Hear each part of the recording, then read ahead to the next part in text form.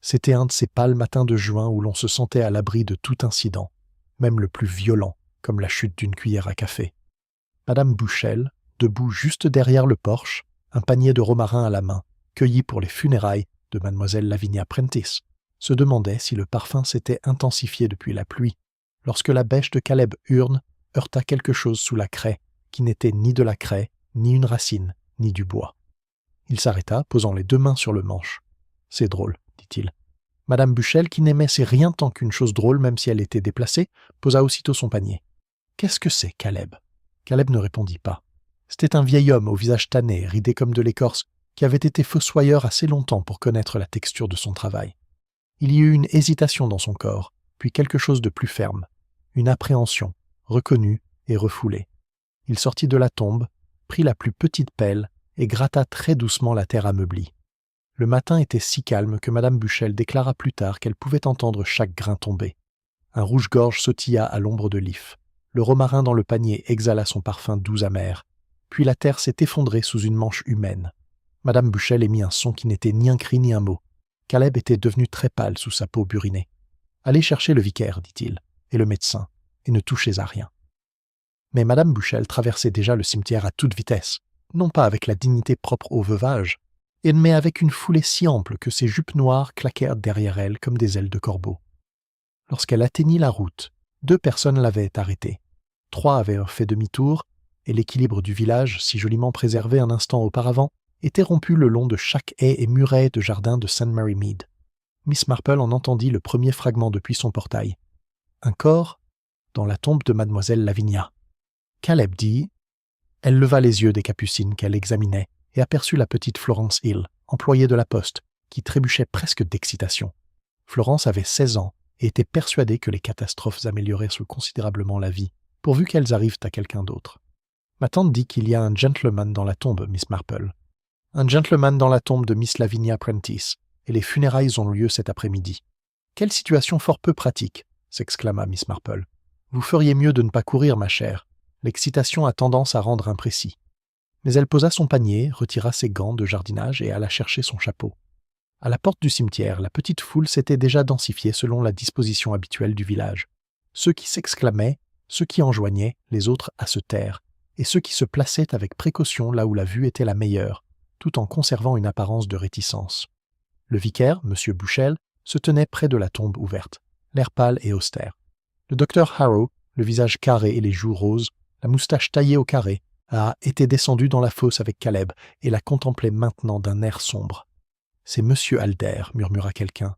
Le murmure se propagea comme une pierre jetée dans l'eau. Gérald Alder, avocat, marguillier, trésorier du fonds de l'infirmerie, détenteur de la plus belle voix parlée de 3 villages, et de la vie générale, un homme qui savait gérer les choses.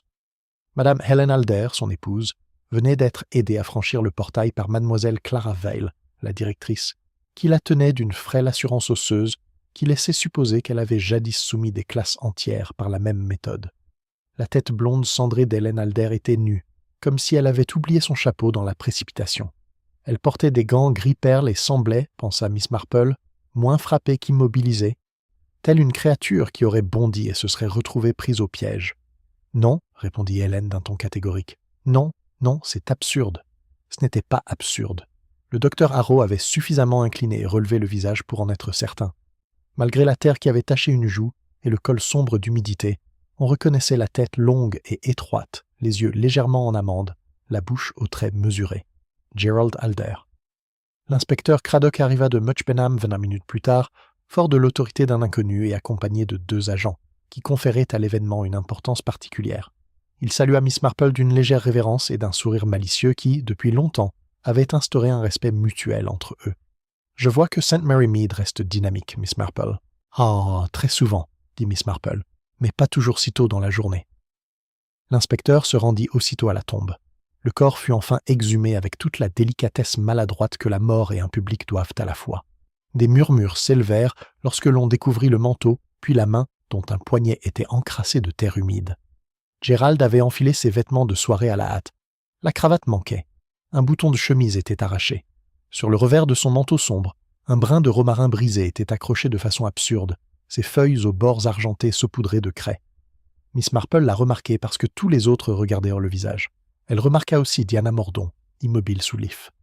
Diana était la nièce de Miss Lavinia et gérait les affaires de sa tante depuis des années sans jamais donner l'impression de s'en occuper. C'était une femme brune, ni jeune, ni vieille, aux cheveux lisses tressés serrés et aux mains d'une beauté rare, mains qui tenaient un mouchoir plié exactement en deux. À côté d'elle se tenait sa fille Nell, aux yeux ronds et au teint pâle, et derrière elle, Peter Bromley, grand, blond, le visage hâlé, la tempe gauche marquée d'une vieille cicatrice. Peter avait les mains jointes. Ses épaules s'étaient voûtées, comme celles des hommes habitués à l'action et qui haïssent l'inaction plus que la peur. Cradock passa d'un visage à l'autre. Monsieur Alder a été vu vivant pour la dernière fois. Un peu après 21h hier soir, dit Clara Vale d'un ton sec, au souper de la fête. Il a quitté la pelouse du presbytère avant la fin du feu d'artifice. Peter a dit, un peu trop vite, « Je l'ai vu plus tard, près du chemin de l'église. Tous les regards se tournèrent vers vous. Avec n'importe qui ? Non. » La mâchoire de Peter se crispa. Seul.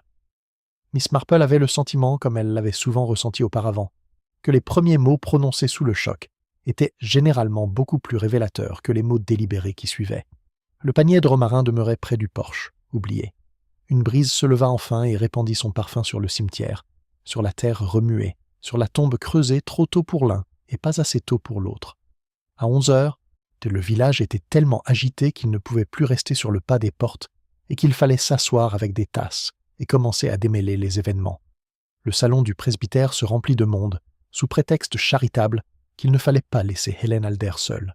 Comme Helen avait en réalité été ramenée chez elle par le docteur Harrow, sous sédatif et en présence de mademoiselle Clara, l'assemblée put enfin se pencher sur le meurtre. Miss Marple était assise dans le fauteuil le moins imposant et tricotait.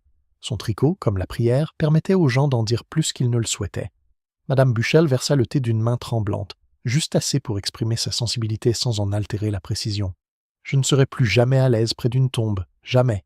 On pense aux funérailles chrétiennes, et puis à ça. »« Tout à fait, » dit Clara Vale. « Toutefois, si M. Alder avait géré ses affaires avec plus de simplicité, nous aurions pu nous épargner bien des désagréments. » Clara Vale était maigre d'un gris ferreux et portait la désapprobation comme certaines femmes portent l'hermine, naturellement et avec distinction. Elle avait été fiancée à Gerald Alder il y a longtemps. Sainte Mary Mead ne l'avait jamais oubliée, et Clara ne lui avait jamais pardonné de s'en souvenir. Madame Bushell baissa la voix. « Ma chère mademoiselle Vale, je ne dis rien d'inconvenant. Gerald était beau, et il le savait.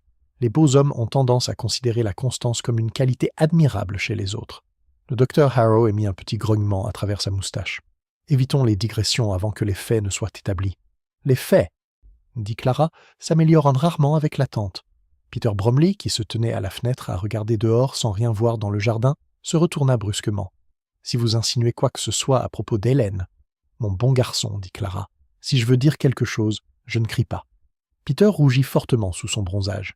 C'était le genre de jeune homme dont la colère grondait à fleur de peau, non par méchanceté, mais parce que tout en lui bouillonnait. Affection, loyauté, impatience, ressentiment. Nell Mordaunt, assise sur un tabouret près du fauteuil de Diana, le saisit par la manche d'un geste effrayé. « S'il vous plaît, ne le faites pas. » Diana dit doucement. « Peter. » Cela lui suffisait. Il a affronté avec acharnement ce qui allait suivre. Miss Marple observait la petite famille réunie sans laisser paraître quoi que ce soit. Peter et Nell étaient fiancés, officieusement sinon avec la bénédiction du village. Diana n'avait rien contesté, mais son attitude envers cette union avait toujours été empreinte de méfiance plutôt que de joie. Gerald Alder, qui était l'avocat de Diana comme il l'était pour la moitié du village, s'était récemment prononcé contre. Cela aussi était de notoriété publique. Madame Bushell, qui ne supportait jamais un silence porteur de promesses, se tourna vers Miss Marple. « Et vous, qu'en pensez-vous »« Oh, on ne sait jamais au premier abord, » dit Miss Marple. « Bien qu'on remarque des choses. Monsieur Alder avait du romarin sur son manteau. D'outre-tombe, déclara aussitôt le docteur Harrow. « Peut-être. » Miss Marple fit claquer ses aiguilles. « Oh, le romarin des cimetières est pourtant très grossier. Celui-ci était plutôt panaché. » Diana Mordaunt leva les yeux. « Je l'ai peut-être attrapé avec les bouquets funéraires de ma tante, » dit-elle. Sa voix était basse, habituée par des années à ne pas trop parler. « J'ai cueilli du romarin à la maison du douaire hier matin. Mademoiselle Lavinia l'a aimé. » Madame Bushell frissonna légèrement. Le panier était toujours là, près du portail. « Alors ça pourrait venir de là, » a déclaré le docteur Harrow. Peter reprit son va-et-vient. « Pourquoi tout le monde parle de feuilles ? Quelqu'un l'a tué. » « Et quelqu'un, dit Clara Vale, avait des raisons. Cela pourrait s'appliquer à la moitié de la pièce. À plus de la moitié du village, dit Madame Buchel avec une douce mélancolie. Gérald savait d'où venait l'argent de chacun et où il allait, et pas seulement l'argent. Voilà, pensa Miss Marple, la vérité du village étalée sous les tasses comme des cartes. Gérald Alder avait été utile, courtois, charitable et dangereux. Il avait accordé des prêts, dissimulé des erreurs, minimisé des indiscrétions, transporté des confidences du salon au bureau et vice-versa. De tels hommes suscitaient autant de gratitude que de haine, et bien souvent, on confondait l'une avec l'autre. L'inspecteur Craddock apparut sur le seuil et s'arrêta un instant pour observer la pièce. « Excusez-moi de vous interrompre. »« Aucune interruption, » a déclaré Madame Buchel, ce qui signifiait précisément le contraire. Le regard de Craddock se posa sur Peter. « Monsieur Bromley, s'il vous plaît. » Peter s'éloigna de la fenêtre d'un pas raide, comme un homme qui aurait préféré affronter une tempête. Nell se redressa à demi. Diana posa légèrement la main sur son poignet et la retint. « Écoutez, dit Peter à l'inspecteur, je vous ai dit que j'avais vu Alder près du chemin de l'église. C'est tout. »« Je l'espère, » répondit Craddock d'un ton aimable. « Si c'est plus, c'est le moment idéal. » Une fois sorti, l'atmosphère changea. On se redressa. Même le visage de Clara Vale se durcit. La culpabilité personnelle est une chose, l'enquête officielle en est une autre. Nell dit soudain d'une voix trop aiguë. « Peter n'a rien fait. Personne n'a dit qu'il l'avait fait, » a déclaré Diana. « Vous le pensiez. » Diana ne répondit pas. D'un geste de la main, elle lissa le ruban froissé à la taille de Nell d'une manière enfantine et assurée. Miss Marple perçut, d'elle avec une sensation presque physique, que Diana se maîtrisait par le toucher, un pli redressé, une couture alignée, une tasse placée exactement au centre de sa soucoupe. Mademoiselle Clara a déclaré « Il faut envisager toutes les possibilités. Monsieur Bromley s'est disputé publiquement avec Gérald mardi. » La voix de Peter parvint du couloir, forte à travers la porte fermée. « Je ne mens pas. » Nell tressaillit. Diana dit « Ma chère, accepteriez-vous d'apporter un autre gâteau à Miss Marple ?» C'était parfaitement exécuté. La jeune fille obéit, car on lui avait confié une tâche, et parce que l'obéissance est souvent plus facile qu'on ne le pense. Miss Marple accepta l'assiette et découvrit un biscuit au romarin parmi les petits gâteaux aux graines. « C'est très gentil, » murmura-t-elle. Madame Buchel se pencha en avant, l'air confidentiel. Il y avait Madame Alder, bien sûr, et Peter, et le docteur Harrow a eu une altercation avec Gérald la semaine dernière au sujet de cette facture pour le domaine Granger, et Mademoiselle Vale, enfin, les vieilles rancunes ont la vie dure, sans parler de la pauvre tante de Diana qui se plaignait sans cesse que Gérald avait trop d'emprise sur ses papiers. Non pas que la chère Diana aurait jamais... Non, dit Clara d'un ton sec. Diana ne ferait jamais rien de vulgaire. C'était la défense la plus étrange, et donc mémorable. Diana esquissa un sourire. Merci, Clara. Enfin, je crois. Pas de vulgarité, répéta Clara en regardant le tapis. Seulement de l'endurance. Miss Marple en prit également note intérieurement. Cela lui rappela, étrangement, Lara de Madame Pennefader, qui n'avait jamais mordu les visiteurs et qu'on avait donc cru apprivoiser jusqu'au jour où il avait déchiré le voile de sa maîtresse. Ce dont les gens étaient fiers n'étaient souvent que les formes que leur violence préférait prendre. À son retour, Craddock constata que Peter n'était pas avec lui. L'inspecteur demanda à Mademoiselle Mordaunt si elle pouvait lui accorder quelques mots plus tard et si Mademoiselle Vale pouvait confirmer les déplacements de Gérald Alder après le souper. Puis, une main appuyée sur l'encadrement de la porte, il observa ouvertement la pièce remplie de visages. « Avant la fin de cette journée, dit-il, j'aurai besoin de m'adresser à chacun d'entre vous. D'ici là, je vous prie de ne pas m'aider en cherchant à deviner les motivations des uns et des autres. »« Mon cher inspecteur, dit Madame Buchel, offensée par l'insinuation qu'elle puisse le faire, nous ne devrions jamais rêver d'une chose pareille. » Le regard de Craddock croisa brièvement celui de Miss Marple. Elle vit qu'il avait déjà commencé à tisser ses fils. L'humeur de Peter, la pâleur d'Hélène, le calme de Diana, les ressentiments refoulés de Clara, l'impatience du docteur. Seulement, peut-être, il n'avait pas encore remarqué ce qu'elle avait perçu, que sous le parfum du thé et des roses d'été, la pièce exhalait très légèrement l'odeur âcre et verte du romarin froissé. Cet après-midi-là, la pluie revint, fine et persistante, à travers laquelle le village semblait s'observer avec une curiosité accrue. Les obsèques de Mademoiselle Lavinia Prentice furent reportées. Son cercueil, recouvert de noir, demeurait chez le croque-mort, tandis que sa tombe était condamnée et gardée. Ce report avait quelque chose de plus troublant que le meurtre lui-même. Un meurtre, après tout, relevait du sensationnel. Un enterrement retardé, lui, était synonyme de désordre. Miss Marple, qui comprenait le désordre véritablement domestique, marcha sous la pluie jusqu'à la Dower House sous prétexte de rendre un livre que Diana lui avait prêté des mois auparavant. La maison du douaire se dressait légèrement à l'écart de la route, derrière des ifs taillés et une haie de romarin aux reflets argentés sous la pluie. Diana elle-même ouvrit la porte. Elle avait revêtu une robe bleu foncé et paraissait si parfaitement maîtresse d'elle-même qu'on aurait pu croire que cette matinée s'était déroulée sur un autre continent. « C'est très gentil à vous. » Ce n'était rien. Miss Marple lui tendit le livre. On lit difficilement avec plaisir quand on a l'impression qu'un ouvrage nous est retenu. Diana sourit machinalement. Veuillez entrer pour vous mettre à l'abri de cette humidité épouvantable.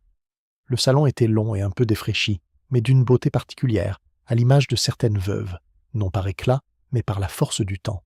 On y trouvait des coupes de pivoine du jardin et, sur la cheminée, un petit cadre en argent contenant une photographie du major Mordaunt en uniforme, le dos droit et l'air éternellement jeune. Nell était assise sur le canapé, en train de tordre un mouchoir. Peter se tenait près de la cheminée, bien qu'il n'y eût pas de feu. Il avait l'air de ne pas avoir dormi. « Miss Marple, dit-il, je suis ravi que vous soyez venue. Peut-être parviendrez-vous à leur faire entendre raison. »« Cela dépend beaucoup de qui, » a déclaré Miss Marple. Il laissa échapper un petit rire forcé. « Apparemment, c'est le mien. Cradock croit que j'ai tué Alder. » Nell murmura. « Non ? Oui, ou presque. » Diana a dit. « Peter, ceci n'est pas utile. Ce n'est peut-être pas utile, mais c'est la vérité. » Il se tourna vers Miss Marple. « Oui, je me suis disputé avec lui. Je m'étais déjà disputé avec lui. Il traitait Nell comme une simple ligne dans un grand livre. Et Diana, Madame Mordaunt. » Il s'interrompit, se reprit et reprit d'un ton plus raide. Il n'avait pas le droit de s'en mêler. « Qu'a-t-il dit, précisément ?» demanda Miss Marple. Peter passa une main dans ses cheveux blonds. Que j'étais inapte. Que mes perspectives étaient recompromises. Que tant que certaines dettes ne seraient pas réglées. Il était hors de question que Nell reçoive quoi que ce soit par l'intermédiaire de sa tante. Comme si je voulais l'argent de Nell. Bon Dieu, la voix de Diana était très douce. « Tu as été insensé, Peter ?»« Oui, avec de l'argent, pas avec Nell. » Nell laissa échapper un petit sanglot et détourna le visage. Miss Marple a dit « Et plus tard, dans le cimetière ?» Pierre hésita.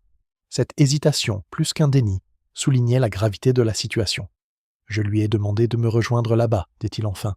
Je pensais que si je pouvais me retrouver seul avec lui, sans toutes ces femmes du presbytère penchées sur leur tasse de thé, je pourrais peut-être lui faire comprendre. Il est venu. Nous avons longé les ifs. Il était sacrément froid. Il a dit qu'il savait tout de moi, ce que j'avais perdu à Londres, ce que j'avais emprunté, ce que j'avais signé. Il a dit que si Nell m'épousait, elle le regretterait dans les 6 mois. Et puis, je lui ai dit que c'était un petit tyran indiscret. Il a répondu que je devais le remercier d'avoir évité une erreur plus grave. J'ai attrapé son manteau. Peter jeta un bref coup d'œil à sa main, presque surpris, se souvenant de l'incident. Pas fort. Il s'est dégagé d'un coup sec. Puis il a dit quelque chose comme quoi il valait mieux tenir Nell à l'écart de certaines vérités. Le silence se fit dans la pièce. Miss Marple observa le profil de Diana. Aucun mouvement. Seul un doigt s'enfonça plus profondément dans l'accoudoir de son fauteuil. « Quelle vérité ?» demanda Miss Marple. Il n'a rien dit. Il aimait garder le silence. Ça le faisait se sentir important. Peter déglutit. Je pensais qu'il bluffait. Je lui ai dit que j'épouserais Nell si elle voulait bien de moi, et tant pis pour lui. Puis je suis parti. À quelle heure ? Vers 9h30. Et vous l'avez laissé en vie ? Oui. Avez-vous vu quelqu'un d'autre ? Une autre pause, plus longue. J'ai cru entendre quelqu'un près du porche, dit Peter. Une jupe, peut-être, ou la chaîne du portail. Je n'ai pas regardé. Pourquoi pas ? Parce que si c'était Nell, Diana ou Hélène, je ne voulais pas qu'elle soit mêlée à ça. Son visage se durcit. Voilà, c'est pour ça que j'ai menti à Cradock en disant que j'étais seule toute la soirée. Pas très malin. Non, dit doucement Diana. Pas vraiment. Miss Marple baissa les yeux sur le motif du tapis. De petites feuilles délavées se répétaient en boucle. Gérald avait dit quelque chose comme quoi il fallait cacher la vérité à Nell. C'était peut-être une manipulation mélodramatique, ou peut-être la clé d'une toute autre histoire. On frappa à la porte, et la bonne fit entrer l'inspecteur Cradock. Il accepta le thé, mais refusa toute consolation. « Je crains de devoir vous déranger à nouveau. » Peter fit un geste impatient. « Allez-y alors. » Cradock était assis en face de lui, son carnet fermé. C'était parfois son astuce pour faire oublier aux gens les formalités des choses. « Commençons par vos déplacements après votre départ, monsieur Alder. » Je suis allé à pied jusqu'au garage. « Directement ? » Oui. Pas de détour par le chemin du cimetière ? Les yeux de Peter s'illuminèrent. « Je venais juste de là. Vous avez de la boue sur le bas du pantalon que vous portiez hier soir. » « Je vis dans un village, d'inspecteur. Il y a de la boue, c'est normal. » Cradock garda un ton aimable. « Cette boue-là contenait de la craie et des fragments de vieilles briques, ce qui est courant près du mur du cimetière et pas, je crois, près de votre garage. Peter s'avança. « Tu essayes de me piéger avec une de ces foutues histoires. » Nell se leva brusquement, effrayée. Diana dit sèchement « Peter, assieds-toi. » Il resta debout un instant de plus, respirant difficilement, puis obéit par un acte de volonté. Craddock a déclaré « J'essaie de déterminer si vous êtes revenu. » « Non. » « Quelqu'un peut-il confirmer votre présence au garage ? » « Non. » « Que faisiez-vous là ?» Pierre n'a rien dit. « Monsieur Bromley, dit Craddock, votre réticence est compréhensible, mais imprudente. » Peter laissa échapper un rire sans joie. « Ah, très bien. Je vérifiais simplement si j'avais assez d'essence pour aller à Londres demain matin. » Nell le fixa du regard. « Tu partais ? » ?»« Non, peut-être. Je ne sais pas ce que je faisais. Je pensais juste à m'éloigner d'Alder et de tous les autres. » Craddock a déclaré « Vous aviez une facture de Markhams of Soho dans votre poche. Une facture de bookmaker. » Nell porta sa main à sa bouche. Peter dit avec une violence soudaine « Oui, j'ai perdu de l'argent. Cartes, courses, une sacrée série d'idioties après ma démobilisation, si vous voulez toute la confession. J'ai essayé de réparer mes erreurs. Alder l'a découvert. Content maintenant ?» Diana ferma brièvement les yeux. Miss Marple les observait tous. La honte de Peter était vive, virile et juvénile. Non pas la honte du meurtre, pensa-t-elle, bien que le meurtre puisse étrangement peser sur un homme, mais la honte d'être exposé devant la femme qu'il veut épouser et sa mère, dont l'opinion compte pour lui. Gerald Alder aimait faire pression. On pouvait l'imaginer utiliser ce genre de connaissance comme un doigt utilise un bleu. Craddock posa encore quelques questions, puis se tourna vers Diana. « Madame Mordaunt, quand avez-vous vu votre tante vivante pour la dernière fois ? » « Lundi soir, je lui ai apporté son bouillon et je suis resté assise avec elle pendant 1 heure. Elle était agitée et fatiguée. Était-elle anxieuse à propos de quelque chose ? Elle était âgée. Les personnes âgées sont souvent anxieuses. À propos de M. Alder ? Un silence. Elle n'aimait pas la dépendance. Est-ce qu'elle et M. Alder se sont disputés ? Ma tante se querellait avec tout le monde. Et pourtant, elle l'a gardé comme avocat. Diana esquissa un sourire fatigué. Tant de gens gardent les choses dont ils se plaignent. Le regard de Craddock se porta sur le cadre en argent posé sur la cheminée, puis sur Nell, puis sur Peter, avant de revenir à Craddock. Votre tante avait-elle l'intention de modifier son testament ? Cette fois, Diana ne répondit pas immédiatement. Elle en a parlé. En faveur de qui ? Elle n'a jamais finalement pris de décision. Peter a dit brusquement « Chez Nell ». Diana tourna la tête. « Tu ne sais pas ça. Je sais qu'Alder l'a utilisé contre nous. » Craddock se leva. « Merci. Je devrais peut-être revenir. » Quand il fut parti, la pièce sembla plus froide. Peter resta raide, sans regarder Nell. Les yeux de Nell étaient humides. Les mains de Diana reposaient immobiles sur ses genoux, mais l'ongle d'un de ses pouces était cassé à l'endroit où il appuyait contre l'autre main. Miss Marple s'est levée elle aussi. À la porte, elle s'arrêta près du bol de pivoine et laissa son regard errer, comme par hasard, vers la petite table sous la fenêtre. Là, dans un pot bleu et blanc, se trouvaient quelques brins de romarin, du romarin panaché, aux feuilles bordées d'un blanc crème, exactement comme celui qu'elle avait aperçu sur le manteau de Gerald Alder. Dehors, la haie effleura sa manche lorsqu'elle franchit le portail.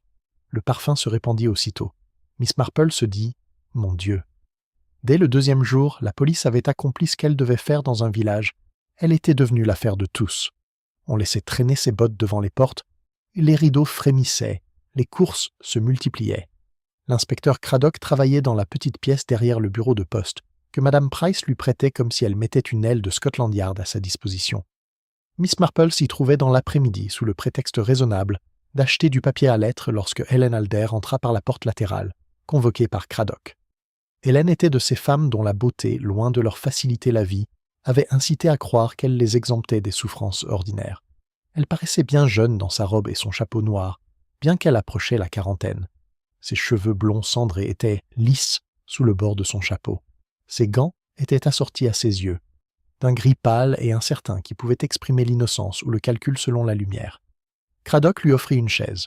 « Madame Alder, je suis désolé de vous déranger à nouveau si tôt. Je suppose que oui. » Sa voix était douce et cultivée, mais elle se brisait par endroits, comme une note fausse dans un instrument. Vous et votre mari avez été vus en train de discuter vivement sur la pelouse du presbytère. Dans les villages, tout est pointu. Gérald m'a dit de ne pas trop me fatiguer à déplacer les tables. C'est tout. Plusieurs témoins l'ont entendu parler de lettres. Hélène serra plus fort son sac à main. Mon mari recevait beaucoup de courriers. C'était personnel? Je ne sais pas. Madame Alder, il vaut mieux que vous me le disiez à moi. Elle détourna légèrement le visage. Miss Marple, cachée derrière le présentoir d'enveloppes, pouvait voir son pouls battre à sa tempe. Gérald avait reçu une lettre qui l'avait contrarié, finit par dire Hélène. Mardi matin, au petit déjeuner. Il l'a pliée aussitôt que je suis entré. As-tu vu qui l'a écrit? Non. Quel était son comportement? Agacé, absorbé. Elle laissa échapper un petit rire nerveux. Ce ne sont pas des états d'âme inhabituels chez les avocats, n'est-ce pas? Craddock laissa tomber. Vous a-t-il dit où il allait en quittant la fête? Non. Gérald allait souvent où bon lui semblait sans me consulter.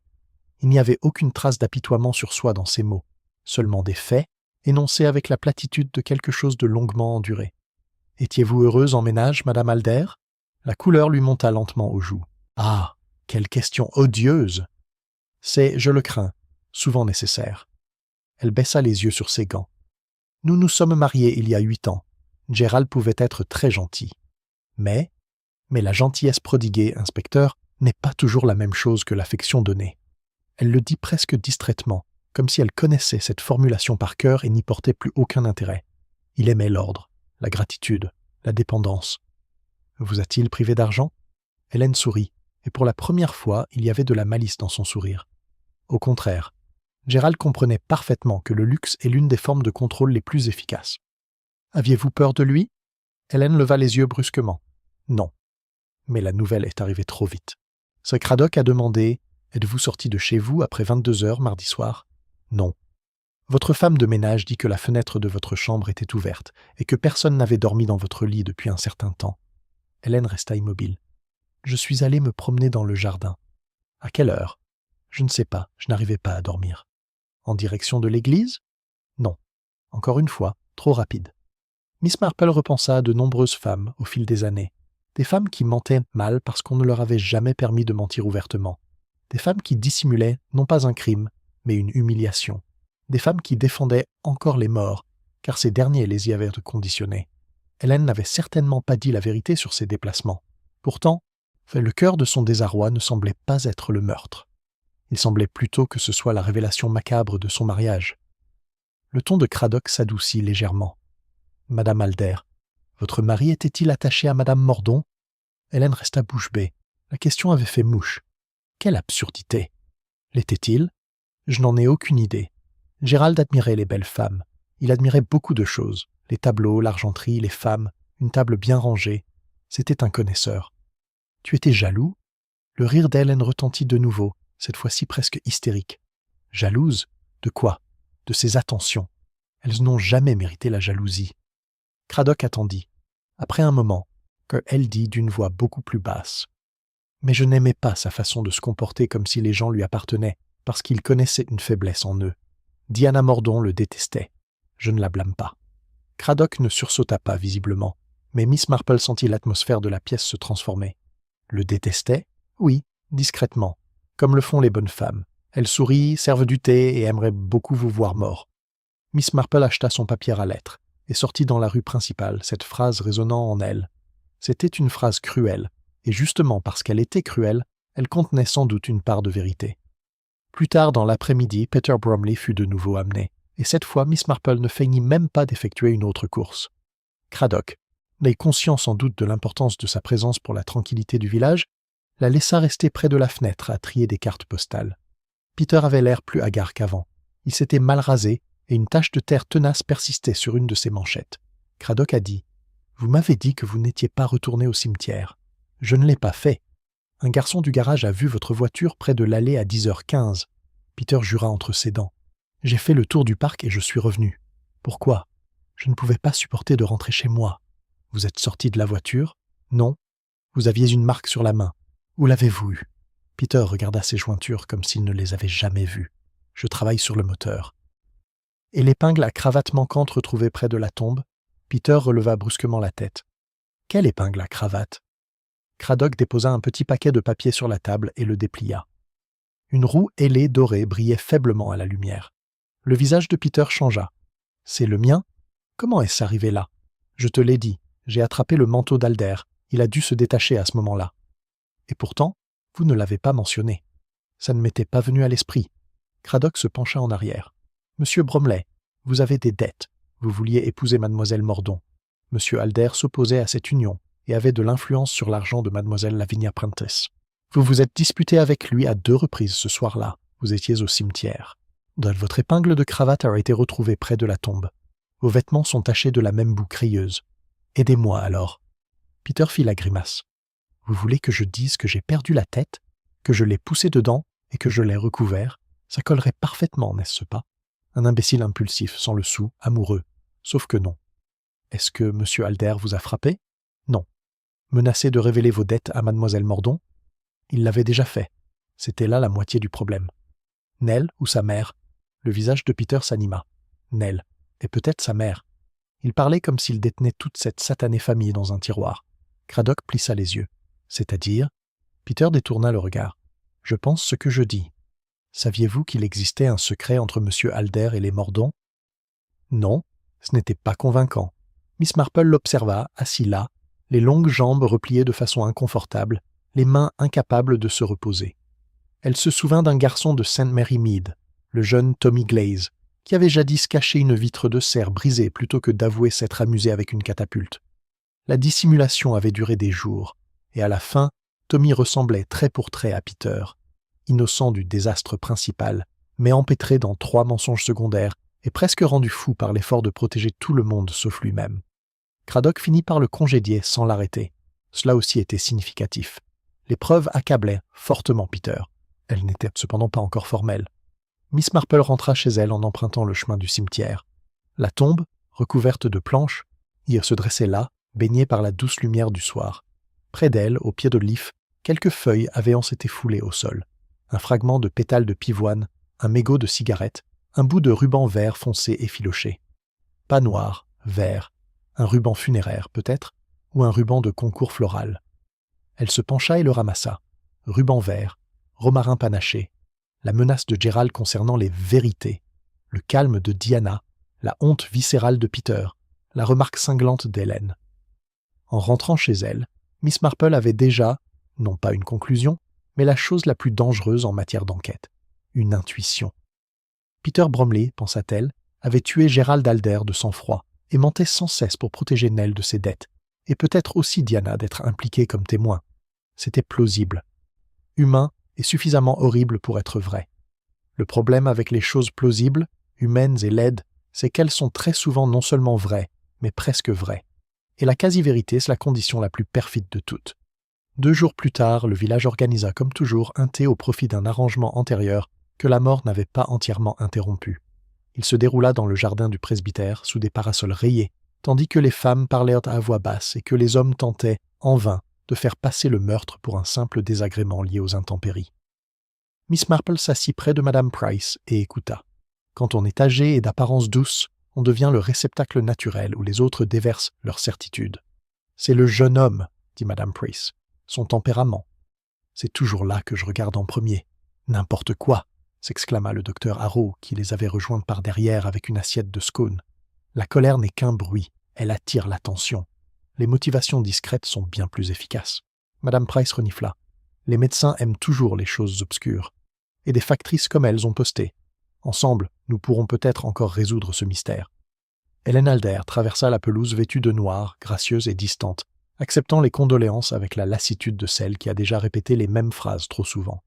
Plusieurs femmes l'observaient, non pas avec méchanceté, mais la beauté du veuvage est un inconvénient social. Clara Vale, droite comme un nid, s'entretenait avec l'inspecteur Craddock près de la rosier. Diana Mordaunt, debout à la table du thé, coupait un gâteau aux graines avec une précision chirurgicale. Nell n'était pas avec elle.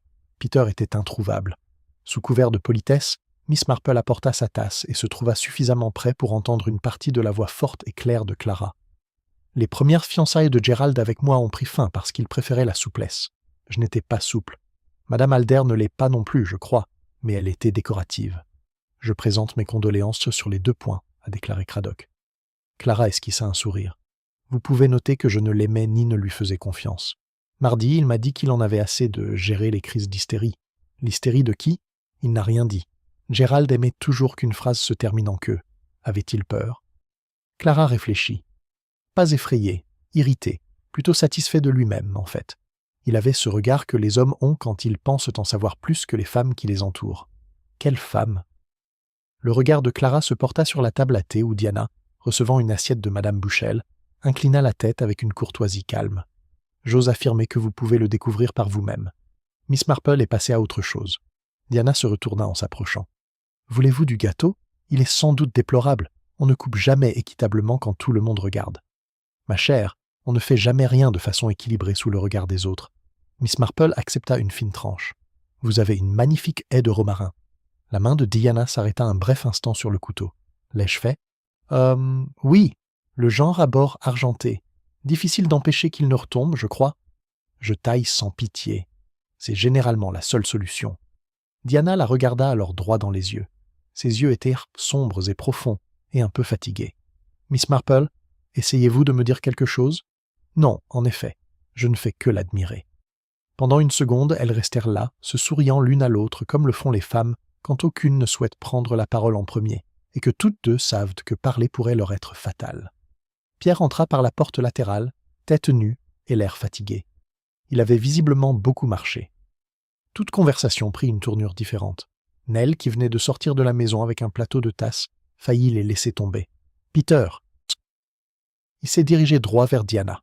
« J'ai vu mon conseiller bancaire. »« Ce n'est pas une phrase qu'on prononce en société si on peut l'éviter, » murmura Madame Bushell. Peter l'ignora. « Il s'occupera de tout si je vends la voiture et ma part de Londres. » Diana dit doucement. « Je suis très contente. » Inutile de parler comme si j'avais guéri de la rougeole. J'essaie simplement de me rétablir. Pour toi ou pour Nell, son visage changea. Pour les deux. Craddock avait traversé la pelouse discrètement. « Monsieur Bromley, un mot ?» Peter laissa échapper un rire amer. « Bien sûr, il y a toujours un mot à dire. » Ils s'écartèrent là sous le hêtre pourpre, où chacun pouvait feindre de ne pas les regarder. Miss Marple les observait tout à fait ouvertement, car à son âge, la franchise passe souvent pour de l'abstraction. Et Craddock a déclaré « Vous avez été aperçu à Mush Benham lundi après-midi. »« Oui. »« À Rosebank Cottage. » Peter fronça les sourcils. « J'ai apporté des fleurs à Mademoiselle Lavinia.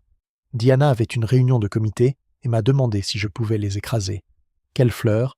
Des delphiniums. Pourquoi est-ce important? Êtes-vous entré dans le chalet? La bonne m'a permis de les laisser dans le couloir. Avez-vous vu Mademoiselle Lavinia? Non. » Diana s'était retournée tout en continuant à couper le gâteau. Craddock a déclaré « Vous n'aviez pas mentionné cela auparavant. Cela ne semblait pas pertinent. La moitié du village allait et venait de Rosebank. Pas la moitié, un nombre bien plus petit. » Peter laissa éclater sa colère. « Vous essayez de me rendre responsable de la vieille dame aussi. » La pelouse était si silencieuse qu'on pouvait entendre les cuillères dans la cuisine. Craddock dit très doucement « Pourquoi pensez-vous que je l'étais ?» Peter le fixa du regard. Pour la première fois depuis le meurtre, il n'avait pas l'air en colère, mais effrayé. Miss Marple sentit la petite fissure dans sa théorie s'élargir. La vieille dame aussi. La phrase lui était venue spontanément, car l'éventualité planait déjà. La police n'avait rien dit, pas publiquement. Pourtant, Peter y avait pensé aussitôt. Helen Alder, debout au bord du parterre de roses, avait les lèvres blanches. Craddock inventa une excuse habile et éloigna Peter. Diana reprit sa découpe. Le couteau ne racla bruyamment la porcelaine qu'une seule fois. Miss Marple posa son assiette et se dirigea, comme par hasard, vers le fond du jardin où Clara Vale se tenait seule près de la bordure de plantes vivaces. « Mademoiselle Vale, dit-elle, Mademoiselle Lavinia est-elle décédée subitement ?» Clara parut surprise. « Plutôt. Le docteur Harrow a parlé d'insuffisance cardiaque. Elle avait un cœur fragile. Elle avait une volonté de fer et un corps fragile, ce qui, au final, revient au même. Y avait-il des ecchymoses ?» Clara haussa les sourcils. « Ma chère Miss Marple. On remarque les choses. » Clara hésita. « Il y avait une marque à un poignet, je crois. La bonne l'a dit. Les personnes âgées ont des bleus rien qu'en les regardant. En effet. Et elle avait une manie, ajouta lentement Clara, celle de serrer les couvertures contre elle quand elle était excitée. Je l'ai vue moi-même. Pourquoi cette question? Aucune raison particulière. Simplement le fait qu'on ait creusé la tombe et qu'on y ait retrouvé M. Alder. Cela donne à réfléchir, autant sur le passé que sur l'avenir. Le visage de Clara se durcit. Vous soupçonnez que Mademoiselle Lavinia a été assassinée? Je soupçonne, dit Miss Marple, que lorsqu'une chose est très désordonnée, il y a souvent un autre désordre en dessous. Ce soir-là, elle s'installa avec son tricot et suivit la théorie de Peter Bromley plus loin que de raison, et moins loin que son instinct ne le lui dictait. Peter avait apporté des fleurs à Rosebank lundi. Il était endetté, colérique et désespéré. Gérald connaissait une vérité sur les mordants et menaçait de s'en servir. Mademoiselle Lavinia avait peut-être l'intention de modifier son testament en faveur de Nell. Peter, craignant de perdre Nell et exaspéré par l'ingérence de Gérald, avait peut-être aussi tenté d'influencer Mademoiselle Lavinia. Les femmes âgées peuvent s'agiter, les cœurs fragiles peuvent flancher. On peut facilement effrayer une vieille dame sans vouloir la tuer. On devient alors vulnérable au chantage de celui qui sait. C'était laid, plausible et presque terminé. Seul le romarin restait obstinément à l'extérieur, comme une tache qu'on ne peut laver, car elle fait partie intégrante du tissu. Le lendemain matin, Craddock rendit visite à Miss Marple, et comme il s'agissait de Miss Marple et non d'une sotte, elle avait préparé du café frais et ne lui demanda pas s'il était venu pour des raisons professionnelles ou personnelles. « Je risque, dit-il en acceptant la coupe, d'arrêter monsieur Bromley avant le déjeuner et de le regretter au souper. C'est généralement le signe de données insuffisantes. C'est un signe de Sainte Marie Mead. Il étendit ses longues jambes devant l'âtre. À chaque fois qu'il ouvre la bouche, les preuves contre lui s'accumulent. Alors, quelque chose en nous s'y oppose. Oui, il ment là où il ne faut pas. Craddock sourit. Exactement. Il ment comme s'il arrangeait des meubles devant une fenêtre cassée. On sent tout de suite le courant d'air. Miss Marple a dit. Et Miss Lavinia? Il la regarda d'un air sévère. Ah! Sa mort était opportune. C'est tellement pratique que j'ai ordonné une autopsie. Discrètement. Nous le saurons peut-être aujourd'hui. Il posa sa tasse. Autre chose. Gérald Alder avait dans sa poche un morceau de papier arraché à une lettre.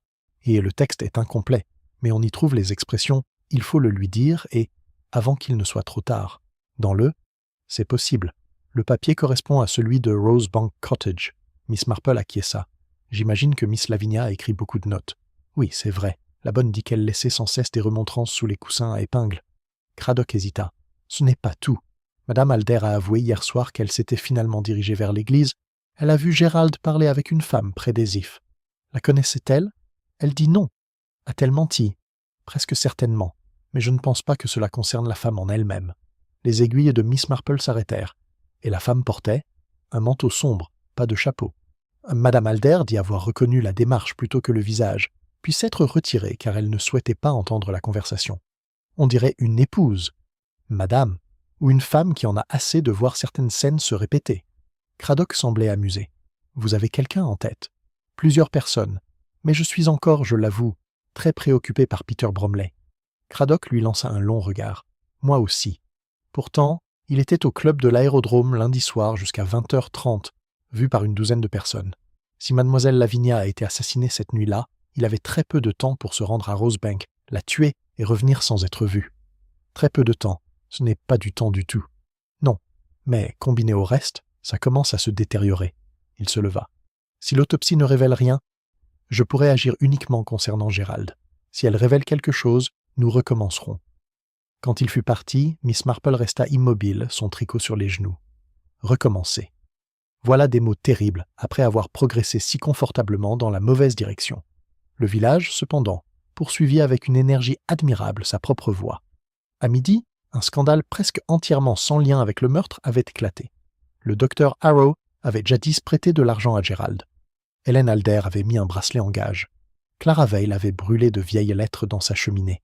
Peter Bromley vendait sa voiture, et Diana Mordaunt avait été aperçue sous la pluie près de la tombe recouverte de planches, comme si elle souhaitait lui parler. Ce dernier témoignage provient de Florence Hill, qui avait aperçu Diana à l'aube alors qu'elle livrait du lait. Elle regardait simplement mademoiselle Marr. Miss Marple, elle regardait simplement. Elle ne pleurait pas, rien de tout ça. Elle se tenait juste là, quelque chose à la main, un petit bouquet de verdure.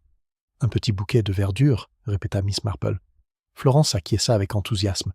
Comme des herbes. Elle en a laissé tomber un peu, je crois, car il en restait près de la table après. Une fois la jeune fille partie, Miss Marple resta assise quelques instants de plus, son tricot immobile sur ses genoux. Puis elle le posa et se dirigea vers le buffet où elle rangeait des cartes de village, de vieux avis paroissiaux, des catalogues de semences et diverses choses qui semblaient n'avoir aucun rapport avec le crime et qui, généralement, contenaient tout. Elle venait de trouver ce qu'elle cherchait, un programme de fête paroissiale noué d'un ruban vert et légèrement parfumé à la lavande, lorsque le portail claqua et que l'inspecteur Craddock remonta l'allée d'un pas rapide. Comme un homme dont les faits sont soudainement devenus beaucoup plus gênants. Il a été immédiatement fait entrer. « Eh bien ?» demanda Miss Marple. Il ne s'assit pas immédiatement. « Vous avez eu raison de réfléchir autant au passé qu'à l'avenir. Mademoiselle Lavinia, Il acquiesça. Chlore, beaucoup trop pour être accidentel, et pas la quantité prescrite. Le docteur Harrow en est certain. Miss Marple croisa les mains sur le programme. Il y eut alors 2 meurtres. Oui, et Peter Bromley n'a pas commis le premier. Lundi soir, entre 20h15 et presque 21h, il était au club de l'aérodrome en train de se disputer avec un mécanicien au sujet d'un magnéto. 3 hommes ont tout entendu et ont regretté par la suite. Miss Marple laissa échapper un petit soupir, non de soulagement, mais de résignation face à la vérité. Alors je me suis complètement trompé. Moi aussi, à plusieurs reprises. Cradock s'assit. Il y a autre chose. La femme de chambre de mademoiselle Lavinia se souvint, après avoir été réveillée en sursaut par mon sergent, que madame Mordaunt avait bu elle-même le somnifère de la vieille dame ce soir-là. Elle disait préférer la voir ivre car sa tante refusait tout. Et M. Alder est allé à Rosebank plus tard, vers 9h15. La femme de chambre a entendu sa voix dans le couloir. A-t-il été admis auprès de mademoiselle Lavinia? Non. La bonne dit que madame Mordaunt est sortie de la chambre, a fermé la porte derrière elle et lui a parlé sur le palier. Elle a dit à la bonne que mademoiselle Lavinia dormait. Le regard de Miss Marple se porta sur la fenêtre, où les capucines brûlaient doucement au soleil. Et l'a-t-il cru? Cradock serra les lèvres. Peut-être pas. Nous avons trouvé une demi-feuille déchirée dans sa poche, et ce matin, derrière le tiroir d'un bureau à Rosebank, la moitié manquante a été retrouvée. Mademoiselle Lavinia avait déchiré la lettre elle-même et l'avait cachée. Écoutez. Il sortit une feuille de papier pliée et lut. « Diana, tu es une lâche si tu continues à te cacher derrière le nom de ce pauvre homme mort. Il faut le dire à la jeune fille avant qu'elle ne se lie. Gérald n'a pas le droit de l'en empêcher, et si tu ne parles pas, je le ferai. J'en ai déjà trop supporté de sa part. » La pièce retint son souffle. Miss Marple dit doucement, avant qu'elle ne se ligote. « Oui. » Cradock replia à nouveau le papier. Le nom de la fille n'y figure pas, mais il ne peut s'agir que de Nell. Et le pauvre mort?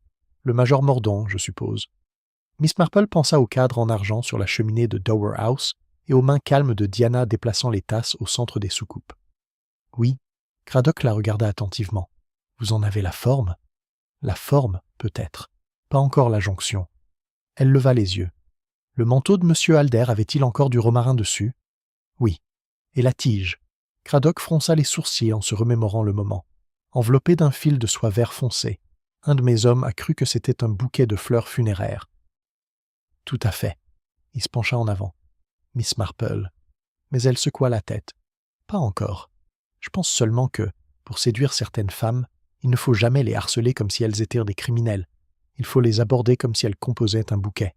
Il le fixa du regard, puis rit malgré lui. Je vous laisse gérer ce volet des opérations. Vous feriez peut-être mieux, et inspecteur, n'arrêtez personne aujourd'hui. C'est une demande importante. C'est aussi une question pratique. Si j'ai raison, elle est déjà au bord du gouffre. Un autre faux pas, et elle se figera complètement, et alors vous n'obtiendrez plus d'elle que de la dignité. Cradock se leva. Et si vous avez tort, alors vous pourrez me le dire avec plaisir demain. Il s'arrêta à la porte. Demain? Oui. Mademoiselle Lavinia doit encore être enterrée. Les villages sont très utiles lors des funérailles. Une fois qu'il fut parti, Miss Marple resta longtemps assise, le programme de la fête paroissiale sur les genoux, son esprit repassant les faits en revue avec cette exactitude patiente et familière qui ressemblait si souvent au tricot, car il s'agissait en essence de la même activité. On prenait un fil lâche ici, une maille tombée là, et on en faisait finalement un motif qui tiendrait. Peter Bromley n'avait pas tué mademoiselle Lavinia. Aussi, la façade si soigneusement construite autour de ses dettes, de son caractère colérique, de sa honte et des menaces de Gérald s'était-elle effondrée. Gérald lui-même avait disparu avec elle, car les 2 morts étaient désormais liés non par la violence masculine, mais par la dissimulation, par une vieille endurance féminine, par quelque chose de trop longtemps caché sous le couvert des bonnes manières. Cela rappela fortement à Miss Marple la salle de conserve de madame Lorimer, cette dernière ayant jadis conservé de la confiture de prunes pendant 6 ans, incapable de se résoudre à jeter le fruit de son travail. Les pots semblaient parfaitement alignés sur leurs étagères, chacun étiqueté et lustré. Puis, par une chaude journée d'août, un seul pot fermenta, éclata et souilla toute la rangée, la transformant en un amas de pourpre. Ce que l'on endure trop longtemps, pensa Miss Marple, finit souvent par tacher tout ce qui nous entoure. Les obsèques de mademoiselle Lavinia Prentice, reportées, furent fixées au lendemain après-midi. En attendant, le village subissait une tension si palpable que même le temps semblait en être le reflet. Ciel lourd, vent faible, rose fanée prématurément. Ce matin-là, Cradock demanda aux principales personnes concernées de venir, une à une, au salon du presbytère. Il ne s'agissait pas encore d'une assemblée, ni d'une confrontation, mais d'une série de conversations mesurées au cours desquelles l'affaire se transforma sous les yeux même de ceux qui avaient tenté de la façonner à leur avantage. Peter Bromley arriva le premier. Il avait l'air épuisé et défiant, avec l'air d'un homme qui avait passé la nuit à imaginer à la fois la prison et la rédemption, sans trouver le repos dans aucune des deux. Craddock a déclaré « Monsieur Bromley, je vous dois une partie des excuses. » Peter esquissa un sourire sans joie. « Une partie ? Vous n'avez pas tué mademoiselle Lavinia ?» Le visage de Pierre changea lentement, comme si ses muscles avaient oublié comment bouger sans résistance. « Bon Dieu ! Cela ne vous dispense pas de mentir à la police sur d'autres points. »« Non. » Peter passa une main sur ses yeux. « Non, je suppose que non. » Miss Marple, assise près de la fenêtre, son tricot toujours aussi inoffensif, dit « Vous pensiez que Gerald savait quelque chose à propos de Nell ?» Peter la regarda d'un air sévère. Il l'a fait. « Quoi ?» Il hésita, et toute sa colère s'évanouit un instant, laissant derrière elle jeunesse et désillusion. « Je ne sais pas exactement. Seulement, il y a une semaine, je suis entré dans son bureau et il tenait une vieille photo à la main. Nell enfant. Il l'a rangée comme si je l'avais surpris en train de voler. Et quand je lui ai dit que s'il avait quelque chose à dire contre moi, il pouvait le dire franchement, il a répondu « La prudence n'est pas seulement de mise contre vous, maudite créature insinuante. Avez-vous prévenu mademoiselle Mordaunt ? Non. J'ai dit à Diana qu'il s'immisçait dans ses affaires. Elle avait l'air de s'y attendre depuis le début. » Il s'arrêta. « Je suis désolé, je n'aurais pas dû dire. » « Non, répondit Miss Marple. Il faut toujours dire ce qu'on a remarqué sur le moment, même si on le regrette par la suite. Craddock demanda « Lorsque vous vous êtes disputé avec M. Alder dans le cimetière, a-t-il mentionné la mort de mademoiselle Lavinia ?» Peter fronça les sourcils. « Pas directement. Il a dit « Il y a eu assez de folie dans une seule famille cette semaine. » Je pensais qu'il parlait de mes dettes. Les aiguillets de Miss Marple cliquèrent d'une fois. Une famille, pas un jeune homme, une famille. Peter les regarda tour à tour. Si je n'ai pas tué la vieille dame, et si je n'ai pas tué Gerald, alors qui diable ? Craddock a dit calmement. Cela reste à voir. Peter se retourna à la porte. Nell n'a rien su de tout ça, n'est-ce pas ? Non, répondit Craddock. Laissez les choses comme ça jusqu'à ce que vous n'ayez plus le choix. Sa voix se fit plus rauque. Elle en a assez. Une fois qu'il fut parti, Helen Alder fut présentée. Elle avait retrouvé une apparence de sérénité, mais une certaine fragilité se dégageait d'elle, comme si elle avait été fissurée de la tête aux pieds. Elle restait assise, les mains sur les genoux, sans se pencher en arrière. Craddock a déclaré « Madame Alder, nous savons maintenant que mademoiselle Lavinia Prentice a été assassinée. » Les yeux d'Hélène ont cligné des yeux, non pas de surprise, pensa Miss Marple, mais avec la confirmation de quelque chose qu'elle redoutait déjà. « Vous vous y attendiez ?» Hélène dit à voix basse. « Je m'attendais à ce que Gerald soit passé par là. » Miss Marple leva aussitôt les yeux. Le ton de Craddock se fit plus sec. « Que voulez-vous dire par « près de là » ?» Hélène serra les lèvres. Non pas qu'il l'ait tué, seulement que s'il y avait quelque chose à gagner à le savoir, Gerald le saurait. Vous a-t-il dit quelque chose après sa visite à Rosebank lundi ? Non, mais mardi matin, il était dans ce qu'il appelait une de ses humeurs utiles. Il fredonnait en se rasant. Ses mains se crispèrent. Cela signifiait toujours qu'il pensait que quelqu'un était tombé sous son emprise. Quelqu'un de la famille Mordaunt ? Elle regarda alors Miss Marple, et non Craddock. Oui. Pourquoi as-tu menti à propos de la femme qu'il a rencontrée dans le cimetière ? Hélène laissa échapper un petit rire las. Parce que j'avais honte. J'ai d'abord cru que c'était une sorte de rencontre, puis j'ai compris que c'en était une autre. Gerald avait trop de rencontres avec des femmes. On finit par s'enlacer. L'avez-vous reconnue ? Oui. Madame Mordaunt ? Hélène ferma les yeux. Oui. Le mot tomba dans la pièce comme une épingle dans l'eau profonde. Miss Marple dit doucement. Vous ne l'avez pas dit parce que vous la plaigniez. Hélène rouvrit les yeux. Des larmes y étaient maintenant perlées, mais elles ne coulèrent tôt pas. Je l'ai comprise. Ce n'est pas tout à fait la même chose. Votre mari a-t-il eu une relation avec Madame Mordaunt ? Il y a longtemps, je crois. Ou alors, elle exerçait une emprise sur elle depuis longtemps. Avec Gerald, on ne savait jamais si c'était l'appétit ou le pouvoir qui primait. Peut-être que chez lui, c'était la même chose. Craddock demanda « A-t-il jamais parlé de Nell ?» Un air curieux traversa le visage d'Hélène. Amer, mélancolique, presque tendre. Une fois, quand la jeune fille riait dans le jardin, il a dit qu'elle avait le sourire d'Aulne. J'ai trouvé ça vaniteux. Gerald s'imaginait parfois des ressemblances là où il n'y en avait pas, car il prenait plaisir à y voir des traces de lui-même. Elle déglutit. Maintenant, je n'en suis plus si sûr. Le tricot de Miss Marple restait immobile. Après le départ d'Hélène, Clara Vale arriva. Elle entra avec la rigidité d'une femme qui avait passé 40 ans à enseigner aux enfants à ne pas gigoter, et qui, depuis longtemps, appliquait elle-même cette leçon. Craddock lui parla du second meurtre. Les narines de Clara se dilatèrent légèrement. La vieille sorcière n'avait donc pas inventé d'ennemi après tout. Vous n'aimiez pas mademoiselle Lavinia? Je respectais sa ténacité. Elle respectait la mienne. C'est ce qui se rapproche le plus de l'affection que l'on puisse trouver entre deux femmes. Vous soupçonniez madame Mordaunt? Clara retira ses gants doigt après doigt. Je soupçonnais une détresse. D'après mon expérience, inspecteur, la détresse chez une femme est plus dangereuse que la colère chez un homme, car elle doit se parer de ses plus beaux atours avant d'entrer dans la pièce. Miss Marple pensa, et ce n'était pas la première fois, que Clara Vale n'avait raté sa vocation que dans le sens où elle en avait adopté une plus publique. Craddock a dit « Vous étiez au courant d'un lien ancien entre Gerald et Diana ?» Je savais que Gerald surveillait Diana de trop près et que Diana surveillait sa fille avec trop d'anxiété. Cela suffit à suggérer une histoire. Pourquoi n'avez-vous pas parlé plus tôt? Le visage de Clara se transforma, et pour la première fois, la dureté qui s'y dégageait ne se manifesta pas comme de la force, mais comme la cicatrice d'une vieille humiliation. Car on ne triomphe pas des autres femmes simplement parce qu'on a été trompé par le même homme. C'est une victoire à bon compte. C'est à ce moment-là que Miss Marple en a eu la certitude. Clara, qui tenait à sa précision, n'avait pas dit « le même genre d'homme ». Elle avait dit « le même homme ». Elle le savait. Elle le savait probablement depuis des années et avait gardé le secret de Diana avec la froide solidarité d'une femme lésée par Gerald et qui ne voulait pas le laisser dévorer une autre en public. Puis Diana Mordaunt entra en personne, et avec elle, l'atmosphère de la pièce changea du tout au tout. Certains entrent agités, d'autres secrets, d'autres encore accablés de chagrin. Diana, elle, entra avec assurance. Cette fois, elle était vêtue de noir sans aucune nuance de couleur. Ses cheveux noirs étaient lisses comme du châtain mouillé. Seules ses mains la trahissaient. Son pouce droit frotta une fois, légèrement, contre son index, comme pour tâter la rugosité de tiges coupées. Craddock a déclaré « Madame Mordaunt, nous avons appris que mademoiselle Lavinia a été assassinée. » Le visage de Diana resta impassible. « Alors vous en savez plus que nous hier. »« Oui, nous savons également que M. Alder s'est rendu à Rosebank ce soir-là. Il rendait souvent visite à ses clients. En retard, si cela lui convenait.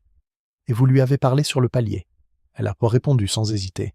« Oui. » « Pourquoi ne l'avez-vous pas dit plus tôt ?»« Parce que le village était déjà suffisamment laid sans que j'y ajoute une autre pièce. »« Souhaitait-il voir votre tante ?»« Il a dit qu'il avait des affaires à régler. »« Quel genre ?»« Il n'a pas précisé. »« Est-ce que mademoiselle Lavinia l'a fait venir ?»« Je ne sais pas. » Craddock a déclaré « Elle a écrit une lettre. » Ah, le premier véritable mouvement survint alors, non pas au niveau de son visage, mais à sa gorge, où un pouls, autrefois fort, s'éteignit. « Quelle lettre ?» Miss Marple a dit d'un ton neutre « À propos de Nell ». Diana tourna très lentement la tête et la regarda. « Vous semblez très bien informée, Miss Marple. »« Oh non, je suis juste assez vieille pour me souvenir combien il est difficile, lorsqu'un enfant grandit, de ne pas avoir su lui dire la vérité correctement. » Le silence qui suivit fut si long qu'il en devint presque indécent. Diana a alors dit « Ma tante était sotte. Elle confondait franchise et gentillesse. »« Avez-vous lu la lettre ?» demanda Craddock. « Non. » « Est-ce que M. Alder l'a fait ?»« Je suppose que oui. Comment pourrais-je le savoir ?» Miss Marple remarqua le léger resserrement aux commissures de ses lèvres et sut que la lettre était à l'origine de tout. Craddock a demandé « Où étiez-vous après avoir quitté la fête mardi ?»« À la maison. Toute la soirée. J'ai fait un petit tour dans le jardin. »« Vers l'église ?» Diana le regarda. « Oui. Pourquoi ? » ?»« Pour l'air, pour le silence. Faut-il désormais rendre compte des deux ?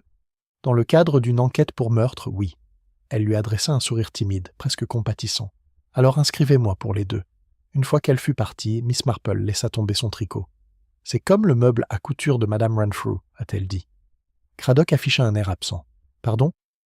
Elle rangeait chaque fil dans un compartiment séparé. Un ordre parfait. Ce n'est que lorsque le meuble s'est effondré que toutes les couleurs se sont mélangées, et qu'on a enfin compris ce qui avait toujours été à côté de quoi. Miss Marple se leva. « Inspecteur, je vous prie de laisser la cérémonie se dérouler. Ensuite, invitez tout le monde à la maison du Douaire. Diana ne refusera pas dans ces conditions. Et si la vérité doit éclater, autant qu'elle éclate dans son propre salon, sous le portrait du major Mordaunt. Vous en êtes certain ?» Le visage de Miss Marple, d'ordinaire si doux, s'était figé d'une fermeté extraordinaire. « Non, mais je sais que lorsqu'on a enduré une chose pendant 20 ans, on choisit, si on le peut, le moment où l'on capitule. » Les funérailles elles-mêmes constituèrent un renversement brutal, non pas par effet théâtral, mais parce que chaque élément, au fur et à mesure de leur déroulement, changeait de sens. Le cercueil de mademoiselle Lavinia, qui avait si longtemps attendu tandis que le village murmurait à son sujet, fut enfin porté dans l'église Sainte-Marie-Mide, par une allée bordée de personnes qui savèrent désormais qu'elle n'était pas morte par hasard dans son lit. Les prières pour les défunts, prononcées dans de telles circonstances, perdent leur douceur habituelle et prennent une tournure plus dure. Chaque phrase semble soulever une autre question. Nell Mordaunt était assise entre sa mère et Clara Vale. Peter, pâle et raide, se trouvait au bout du banc. Helen Alder portait un petit chapeau noir sans ornement. Cradock se tenait au fond de l'église, comme un simple participant aux funérailles. Miss Marple remarqua, car elle remarquait tout, Tiskiki, qu'il n'y avait pas de romarin parmi les fleurs. Des giroflées blanches, des lys, des œillets tardifs du presbytère, mais pas de romarin. Lorsque la cérémonie prit fin et que le cercueil fut de nouveau emporté, Caleb Urne se tenait près de la tombe, sa casquette à la main. Il confia plus tard n'avoir jamais eu le sentiment d'être aussi vieux. Peut-être parce qu'après avoir creusé une tombe trop tôt et y avoir découvert un meurtrier, il l'utilisait enfin pour la personne destinée à être enterrée, et la terre elle-même lui semblait souillée. Alors que le cercueil descendait, Nell laissa échapper un petit gémissement. Pas fort, mais d'une douleur si vive que Peter se pencha instinctivement vers elle. Diana resta immobile. Seule une main se porta à sa gorge et y demeura. Alors que les premières poignées de terre tombaient, Helen Alder chancela sur place. Miss Marple, la plus proche d'elle, la retint par le bras. Helen murmura sans regarder personne. Il a dit que c'était son enfant. Miss Marple se tourna rapidement vers elle, mais Helen s'était aussitôt ressaisie et restait immobile, les yeux fixés sur la tombe. Voilà. Plus de soupçons, plus d'implications, mais le secret lui-même, qui éclate au grand jour au moment le plus poignant, car le chagrin libère tous les liens. Miss Marple comprit alors que toute cette sinistre construction avait été bâtie sur le souvenir et le déni, sur un enfant, un mari défunt, un ancien amant devenu maître chanteur, et une tante qui, mourante peut-être, avait refusé de se taire plus longtemps.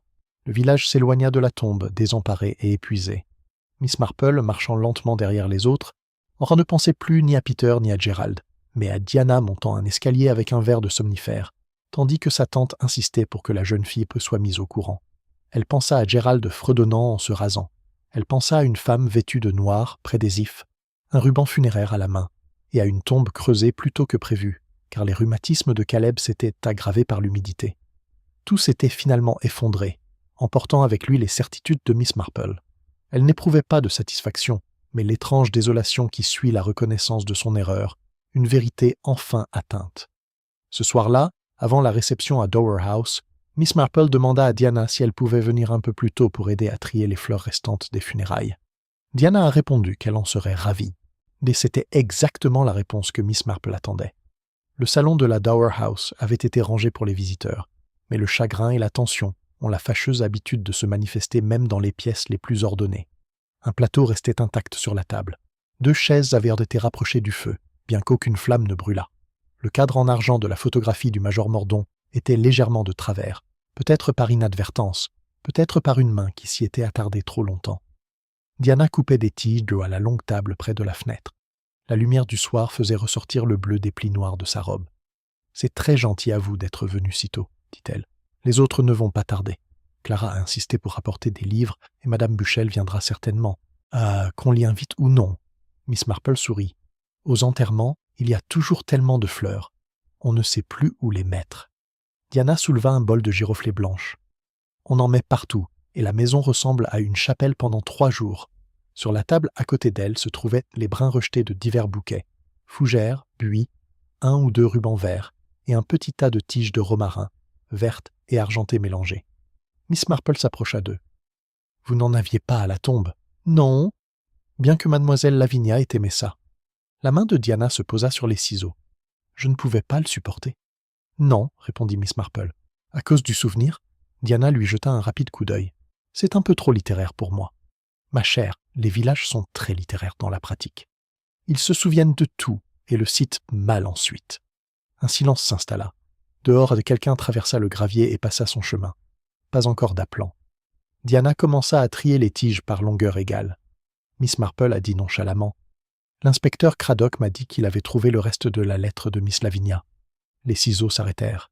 L'a-t-il fait? Oui, il était caché derrière un tiroir. Les vieilles dames sont très ingénieuses lorsqu'elles veulent dissimuler leur courage moral. Diana reprit la découpe, mais plus lentement. J'ose dire que ma tante se prenait pour une héroïne. Elle était assurément déterminée. Le libellé était très clair. Diana posa les ciseaux. « Quel libellé ?» Miss Marple effleura une tige de romarin du bout du doigt. « Il faut le dire à la jeune fille avant qu'elle ne se ligote. Et Gérald n'a pas le droit de l'en empêcher. » Diana se tourna complètement vers elle.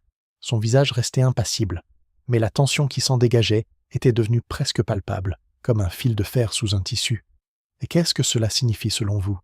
Oh, plusieurs choses. Dans les villages, on s'amuse à dicter la filiation, même si, généralement, on se trompe d'une génération. Diana dit très doucement. « Vous jouez à un jeu cruel, Miss Marple. » « Non, les jeux cruels sont le domaine de Gérald. Le mien n'est qu'une simple curiosité à l'ancienne. »« Alors soyez curieux ailleurs. » Miss Marple la regarda avec cette douceur qui s'était si souvent révélée plus dangereuse qu'une accusation. « Vous savez, cela me rappelle beaucoup l'histoire de l'armoire à linge de Madame Finch. Elle déplaçait sans cesse les sachets de lavande d'une étagère à l'autre car elle refusait d'admettre que des mites s'y étaient introduites. À la fin, il ne lui restait plus de linge à sauver, mais une odeur exquise. Pour la première fois, la colère se manifesta chez Diana. « Si vous avez quelque chose à dire, dites-le. »« Je pense, dit doucement Miss Marple, que Miss Lavinia voulait que Nell sache que Gérald Alder était son père. » Diana devint blanche, pas de façon spectaculaire, mais avec une disparition progressive et totale des couleurs, au point que ses yeux parurent plus foncés. Le bol qu'elle tenait à la main lui glissa des mains. Il ne tomba pas. Elle le rattrapa contre sa hanche. Un instant, Miss Marple pensa qu'elle allait le nier. Mais Diana répondit « Qui d'autre le sait ?» Madame Alder en savait assez pour deviner. Mademoiselle Veil, peut-être, il y a longtemps. L'inspecteur Craddock soupçonne que la lettre concernait Nell. Je ne pense pas qu'il ait truqué le reste. « Tu n'aurais pas dû me dire ça. » Cela me semblait plus humain que de le laisser y venir par lui-même, en lui posant des questions. Diana laissa échapper un petit rire. Plus gentil. Les gens sont toujours plus gentils à la fin. Il y avait une marche dans le couloir. Diana se retourna à moitié, puis s'arrêta lorsqu'elle passa derrière la maison. Miss Marple a dit « Vous avez rencontré Gérald près des Ifs, parce qu'il avait l'intention de lui dire ce soir-là. » La tête de Diana se redressa brusquement. « Non. » La nouvelle s'était répandue avant qu'elle puisse vérifier. Puis elle resta parfaitement immobile. Miss Marple dit doucement « Non. Alors comment saviez-vous qu'il avait l'intention de la rencontrer là-bas, s'il ne l'a pas dit dans la lettre ?» Le silence était total. Le piège s'était refermé, et ils le savaient tous les deux. Diana serra si fort le bol dans ses doigts que ses jointures blanchirent. Lorsqu'elle reprit la parole, sa voix avait changé. Elle était plus grave, plus monocorde, dépourvue de ces intonations distinguées derrière lesquelles les femmes de bonne famille dissimulent leur souffrance. Il ne voulait pas rencontrer Nell là-bas, il voulait me rencontrer, moi. Miss Marple ne bougea pas. Diana déposa délicatement le bol sur la table. Les fleurs qui le contenaient frissonnèrent mais se stabilisèrent. Après le feu d'artifice, oh, il a fait passer un message par le petit frère de Florence Hill. Il voulait me parler immédiatement près de l'église. Je savais ce que ce serait. Il le savait depuis lundi soir, ou presque, assez pour me tourmenter. « Que s'est-il passé lundi soir ?» demanda Miss Marple. Diana ferma brièvement les yeux. Ma tante m'a dit qu'elle lui avait écrit. Elle a dit qu'elle ne mourrait pas avec un mensonge dans la maison. Elle disait toujours ça pour des broutilles, des cols retournés, des factures impayées, des anniversaires oubliés. Elle préférait la vérité quand elle pouvait blesser avec élégance. Ses lèvres se tordirent. Elle a dit que Nell avait le droit de savoir avant d'épouser Peter, que le major Mordaunt était mort et que Gérald n'avait plus aucun droit de décider de quoi que ce soit. Je l'ai supplié d'en rester là. Je l'en ai supplié, Miss Marple. La voix familière, la voix mondaine, avait complètement disparu. Miss Marple n'entendait plus que la passion épuisée d'une femme qui avait répété la même supplique une centaine de fois en mémoire. Elle a refusé. Elle était allongée là, calée sur des oreillers, toute maigre et pleine de rectitude, disant que je m'étais caché derrière un homme et soumise à un autre, et que je perdrais la fille par lâcheté. La potion soporifique était sur le plateau. Je la lui ai donnée. Elle a dit qu'elle ne la prendrait pas tant que je serais dans la pièce, de peur que je n'y mette des larmes et que je ne les appelle à un repentir. Diana sourit hideusement. C'était bien son genre. Elle a aimé toujours les petites phrases cinglantes. Puis elle a dit qu'il fallait faire venir Gérald. J'avais déjà la bouteille à la main. Elle baissa les yeux sur ses mains comme si elle les voyait pour la première fois. J'en ai versé davantage, pas tout d'un coup, juste assez pour qu'elle s'endorme tout en parlant. Et vous êtes restée ? Oui, je suis restée assise là à la regarder. Je pensais... Diana eut un hoquet et reprit son souffle. Je pensais qu'elle allait se réveiller et recommencer. Elle ne l'a jamais fait. Miss Marple a dit « Et Gérald est arrivé. » Diana acquiesça. La bonne a dit qu'il était là. Je l'ai croisé sur le palier et lui ai dit qu'elle dormait. Il a regardé par-dessus mon épaule vers la porte, comme s'il pouvait voir à travers. J'ai alors compris qu'il avait deviné. Il avait deviné plus vite que je ne l'avais imaginé. Gérald était toujours vif d'esprit quand il s'agissait de tirer profit de la situation. Une voix appela depuis l'allée. Madame Buchel, ponctuelle et curieuse. Diana eut un léger sursaut, et la maîtrise qu'elle avait autrefois l'envahit à nouveau, comme de la glace qui se forme. Elle ressembla soudain de nouveau à la maîtresse de la maison du Douaire parlant de fleurs. « Pas encore, dit-elle. Vous avez forcé les choses trop tôt. »« Non, répondit Miss Marple. Je pense qu'il est trop tard depuis bien longtemps. » Diana détourna le visage. « Alors laisse-le finir. » La servante entra pour annoncer les autres. Diana avait alors repris les ciseaux. Seule la tige qu'elle tenait cassa sous ses doigts, libérant dans la pièce le parfum âcre et pur du romarin. À 6h30, les principaux acteurs de l'affaire étaient réunis dans le salon. L'inspecteur Craddock, Peter Bromley, tendu comme un fil, Nell, désemparée et pâle, Hélène Alder, assise très droite, Clara Vale, vêtue d'un gris noir inflexible, le docteur Harrow, Madame Buchel, qui s'était en quelque sorte rattachée au débat par la seule force de son utilité, et Diana Mordaunt, qui se tenait près de la cheminée, sous la photo de son mari. Miss Marple s'était placée sur le fauteuil le moins central et, de ce fait, comme c'est souvent le cas, était devenue le centre de l'attention. La lumière du soir s'attardait derrière les fenêtres, et les coupes de fleurs funéraires exhalaient une douce odeur presque étouffante. Sur une guéridon, parmi les tiges réarrangées, se trouvait un verre étroit contenant une simple branche de romarin panaché. Pierre regarda les visages un à un. « Pour l'amour de Dieu, qu'est-ce que c'est que ça ?» Craddock a déclaré « Miss Marple nous a fait venir ici parce qu'elle pense pouvoir expliquer les 2 meurtres. » Peter se retourna brusquement. « Tu peux ?» Miss Marple hissa la laine noire sur son genou. « Je le crois, oui. Je dois cependant commencer par admettre que je me suis trompé pendant un certain temps.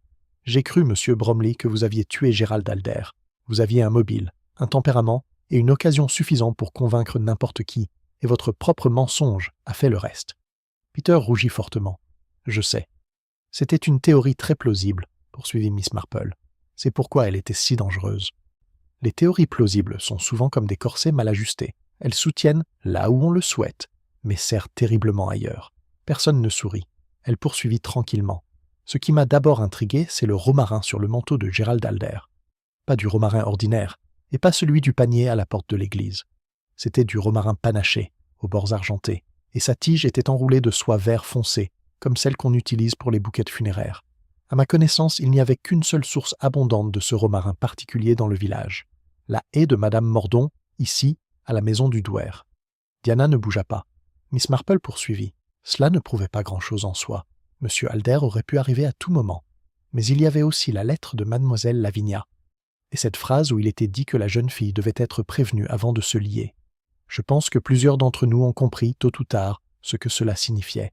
Gérald Alder était le père de Nell. » Nell laissa échapper un petit cri étouffé. Peter se précipita vers elle, puis s'arrêta, comme s'il craignait de la toucher sans permission.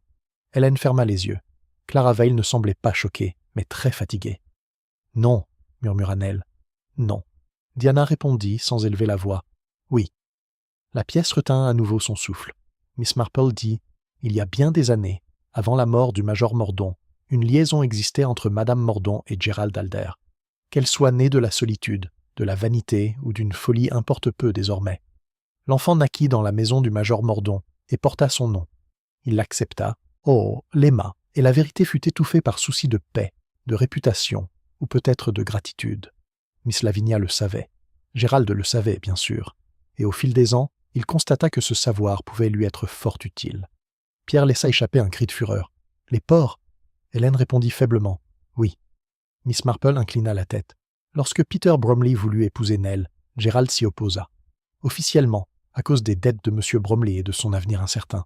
Au fond, je crois, parce qu'il ne supportait pas de perdre son emprise sur cette maison. Si Nell se mariait, elle deviendrait plus difficile à gérer. Si la vérité était dite franchement, le pouvoir de Gérald prendrait fin. Miss Lavinia, âgée et mourante, décida que le silence avait assez duré. Elle écrivit à Gérald pour que la jeune fille soit mise au courant. Le docteur Harrow se redressa, mal à l'aise. Et mademoiselle Lavinia a été tuée pour cela. Oui. La voix de Miss Marple restait très douce. Pas sous le coup de la colère, je crois. Pas comme les hommes tuent souvent. Plutôt comme les femmes le font parfois après une longue tension. Discrètement, avec quelque chose à portée de main, parce qu'elles ne peuvent plus supporter une phrase de plus. Les doigts de Diana se crispèrent une fois sur le dossier de la chaise devant elle. Miss Marple ne la regarda pas, mais fixa le romarin sur la table de chevet. Madame Mordaunt donna à sa tante la potion soporifique. Miss Lavinia disait que Nell devait être au courant. Le flacon était là. On en versa plus que prescrit. Miss Lavinia s'endormit et ne se réveilla pas. Nell fixait sa mère comme si le visage qui se tenait devant elle se transformait sous ses yeux. « Mère ?» Diana n'a pas répondu. Miss Marple raconta. Gerald Alder arriva à Rosebank plus tard dans la soirée et trouva Madame Mordaunt devant la porte. Il en devina assez, peut-être grâce à la lettre, peut-être à son attitude, peut-être parce que les gens de son genre flairent vite les opportunités. Il ne dit rien sur le moment, mais le mardi, il insista davantage. Il se querella avec Peter Bromley parce que Peter était impliqué. Il taquina sa femme parce que la cruauté était une habitude chez lui. Et finalement, il envoya un message à Madame Mordaunt pour lui dire qu'il souhaitait la rencontrer près de l'église après la fête. Peter regarda Diana, puis Craddock, puis de nouveau Diana. Il la faisait chanter? Miss Marple secoua la tête. D'une certaine manière, oui, mais le terme chantage est presque trop cru pour décrire ce qu'il a fait. Il préférait la dépendance à l'argent. Il aimait que les autres se plient à ses exigences. Hélène répondit d'une voix à peine audible, « Oui ». Miss Marple se tourna vers elle. « Vous les avez vus ensemble près des ifs. » Hélène hocha la tête une fois. Madame Mordaunt s'approcha de lui, portant, je crois, un des bouquets de romarin funéraire qu'elle avait noué d'un ruban vert pour l'enterrement reporté de sa tante. On tient souvent ce genre de choses en main parce qu'elles sont liées à l'instant présent. Ils parlèrent. Gérald menaça de tout révéler à Nell, peut-être le soir même, peut-être d'une manière encore plus cruelle. Il a peut-être insisté pour que les fiançailles soient rompues. Il a peut-être dit à la jeune fille qu'elle allait enfin savoir quel genre de mère elle avait. Ceux qui se passionnent pour les secrets ont de l'imagination. Les lèvres de Diana s'entr'ouvrirent, mais aucun son ne sortit. La voix de Miss Marple s'adoucit encore. On avait déjà commencé à creuser une tombe dans le cimetière, car Caleb Hearn, la pluie menaçant et souffrant de l'épaule, avait commencé les travaux plus tôt que prévu. Je ne crois pas que Gérald le savait. Je pense que Madame Mordaunt, elle, le savait, car elle avait vu l'emplacement marqué et les premiers coups de pelle. Sous les ifs, les planches à proximité et la terre crue à côté, Gérald s'est moqué d'elle ou s'est approché d'elle. Je ne sais pas. Mais elle tenait le ruban et le romarin. Le ruban était solide. Un homme saisi à l'improviste. Oh, une boucle tirée brutalement dans le dos, alors qu'il est en déséquilibre au bord d'une tombe. Miss Marple s'interrompit. J'espère que ça a été rapide. Nell eut un petit mouvement horrifié. Peter passa alors un bras autour d'elle, sans qu'elle ait son consentement, et cette fois, elle ne résista pas. Craddock a déclaré calmement « Le rapport médical concernant M. Alder mentionnait des marques de ligature partiellement dissimulées par de la terre. Nous n'avions pas identifié la matière. » Miss Marple acquiesça. Le ruban vert effiloché près de la tombe provenait du même fagot. Lorsque Gérald tomba, ou fut descendu dans la tombe, un brin de romarin s'accrocha à son manteau, la soie encore enroulée autour. Madame Mordaunt le laissa là, car la tombe inachevée s'offrait d'elle-même. Elle comptait peut-être y réfléchir plus tard. Mais Caleb avait creusé trop tôt. Ce qui devait rester caché pendant quelques heures devint visible le lendemain matin. C'est à ce moment précis que toute la vérité leur apparut, limpide pour quiconque avait écouté. Ni ruse, ni étranger, ni mécanisme impossible. Seulement un vieux péché, une vieille tyrannie, une vieille peur et une tombe commencée trop tôt. Miss Marple croisa les mains. Ce ne sont pas seulement les preuves de la police qui m'ont convaincu, c'est Madame Mordaunt elle-même. Son silence était révélateur, non pas le silence d'une innocence effrayée devenue prudente, ni celui d'une culpabilité naissante, mais le silence de quelqu'un qui vit avec un fait depuis trop longtemps et qui ne parvient pas à modifier assez vite l'ordre de son caractère lorsque ce fait commence à évoluer. Et lorsque je lui ai parlé tout à l'heure du projet de Gérald de le dire à Nell ce soir-là, elle a répondu trop vite. Elle savait où il avait l'intention de la rencontrer, car elle s'y était rendue pour l'en empêcher. Diana leva alors la tête. Jusqu'à cet instant, son immobilité lui avait paru presque inhumaine, telle l'une de ces figures sombres et magnifiquement sculptées des vieilles églises, dont les traits, figés par les siècles, n'ont pas altéré la ligne de la bouche. Mais à présent, la maîtrise de son visage se relâcha légèrement, et l'effet fut plus terrible que n'importe quel cri. « Ça ne devait pas se passer comme ça », a-t-elle dit. Personne ne répondit immédiatement. Nell finit par dire d'une voix tremblante d'impuissance « Qu'est-ce qui n'était pas ?» Diana regarda sa fille, et pour la première fois, elle perçut des émotions à vif. Non seulement la peur, mais aussi l'amour, le chagrin, la honte et l'épuisement des années. « Ta vie ?» dit-elle.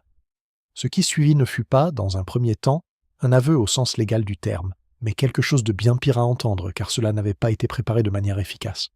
Les paroles arrivèrent par à coups, entrecoupées de silence, comme un mur qui cède non pas volontairement, mais sous la pression devenue insoutenable. Diana s'éloigna de sa chaise et se tint au milieu de la pièce, une main pressée contre l'autre comme si elle avait soudainement eu froid. « J'avais 22 ans, dit-elle. Cela paraît impossible aujourd'hui. On ne devrait pas commettre une telle folie à 22 ans, et en payer encore le prix à 45, mais c'est pourtant le cas. Gérald était intelligent et attentionné, et ses paroles vous donnaient l'impression d'être unique. J'étais seule.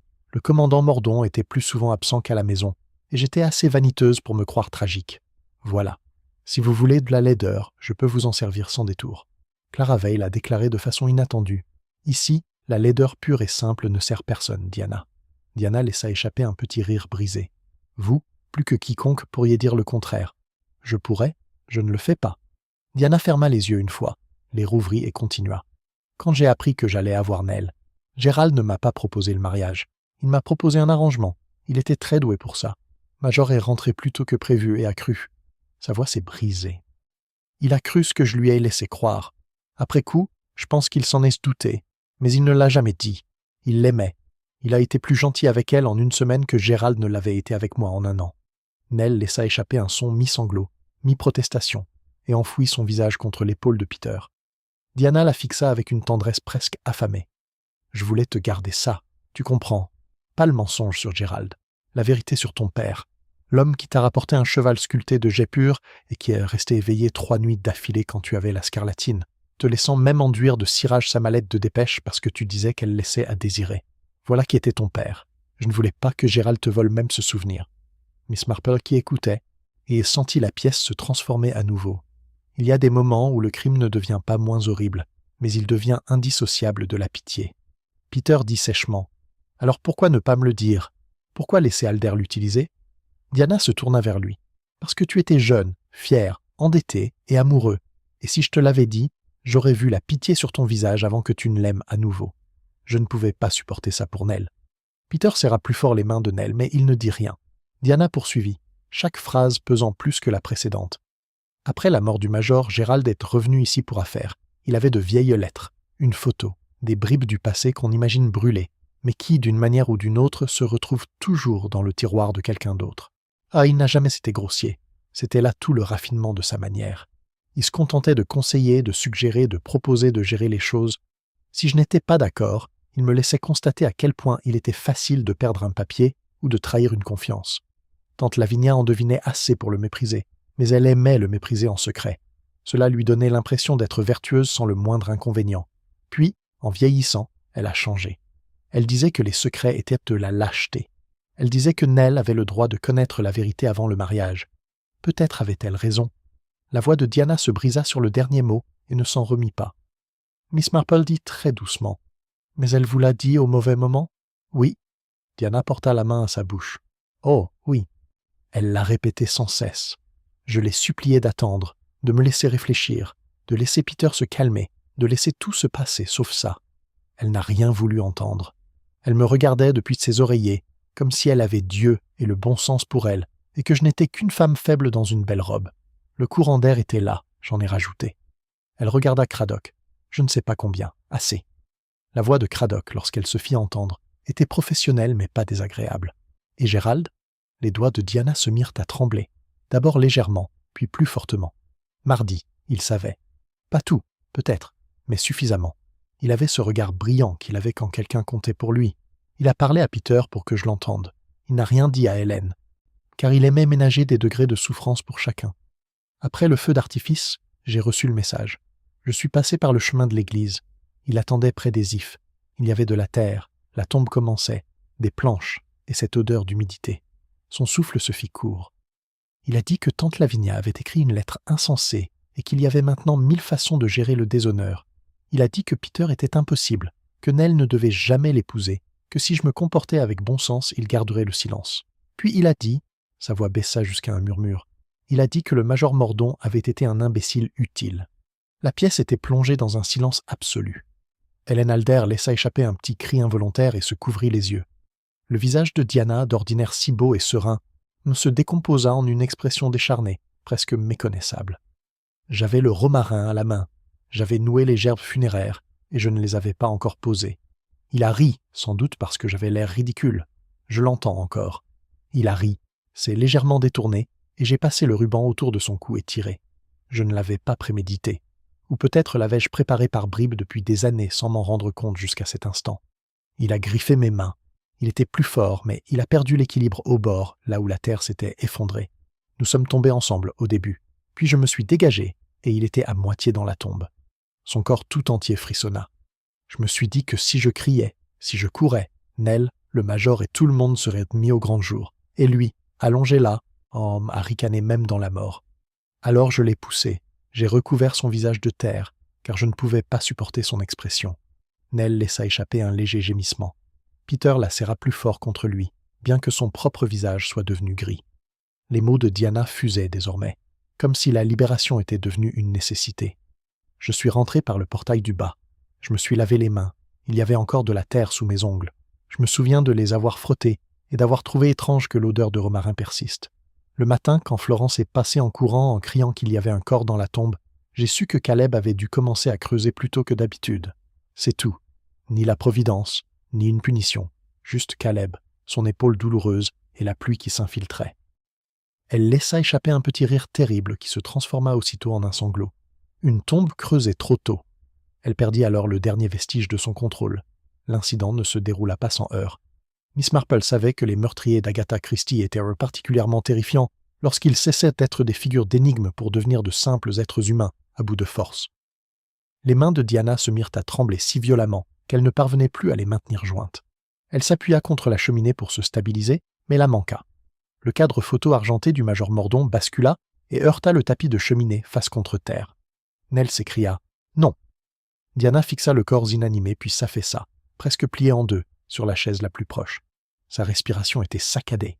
Les larmes avaient recommencé à couler, même si elle semblait à peine s'en rendre compte. « Je l'ai fait pour toi », dit-elle à Nell d'une voix douce, mais avec un désespoir tel que tous les autres détournèrent dans le regard. « C'est ça qui est ignoble.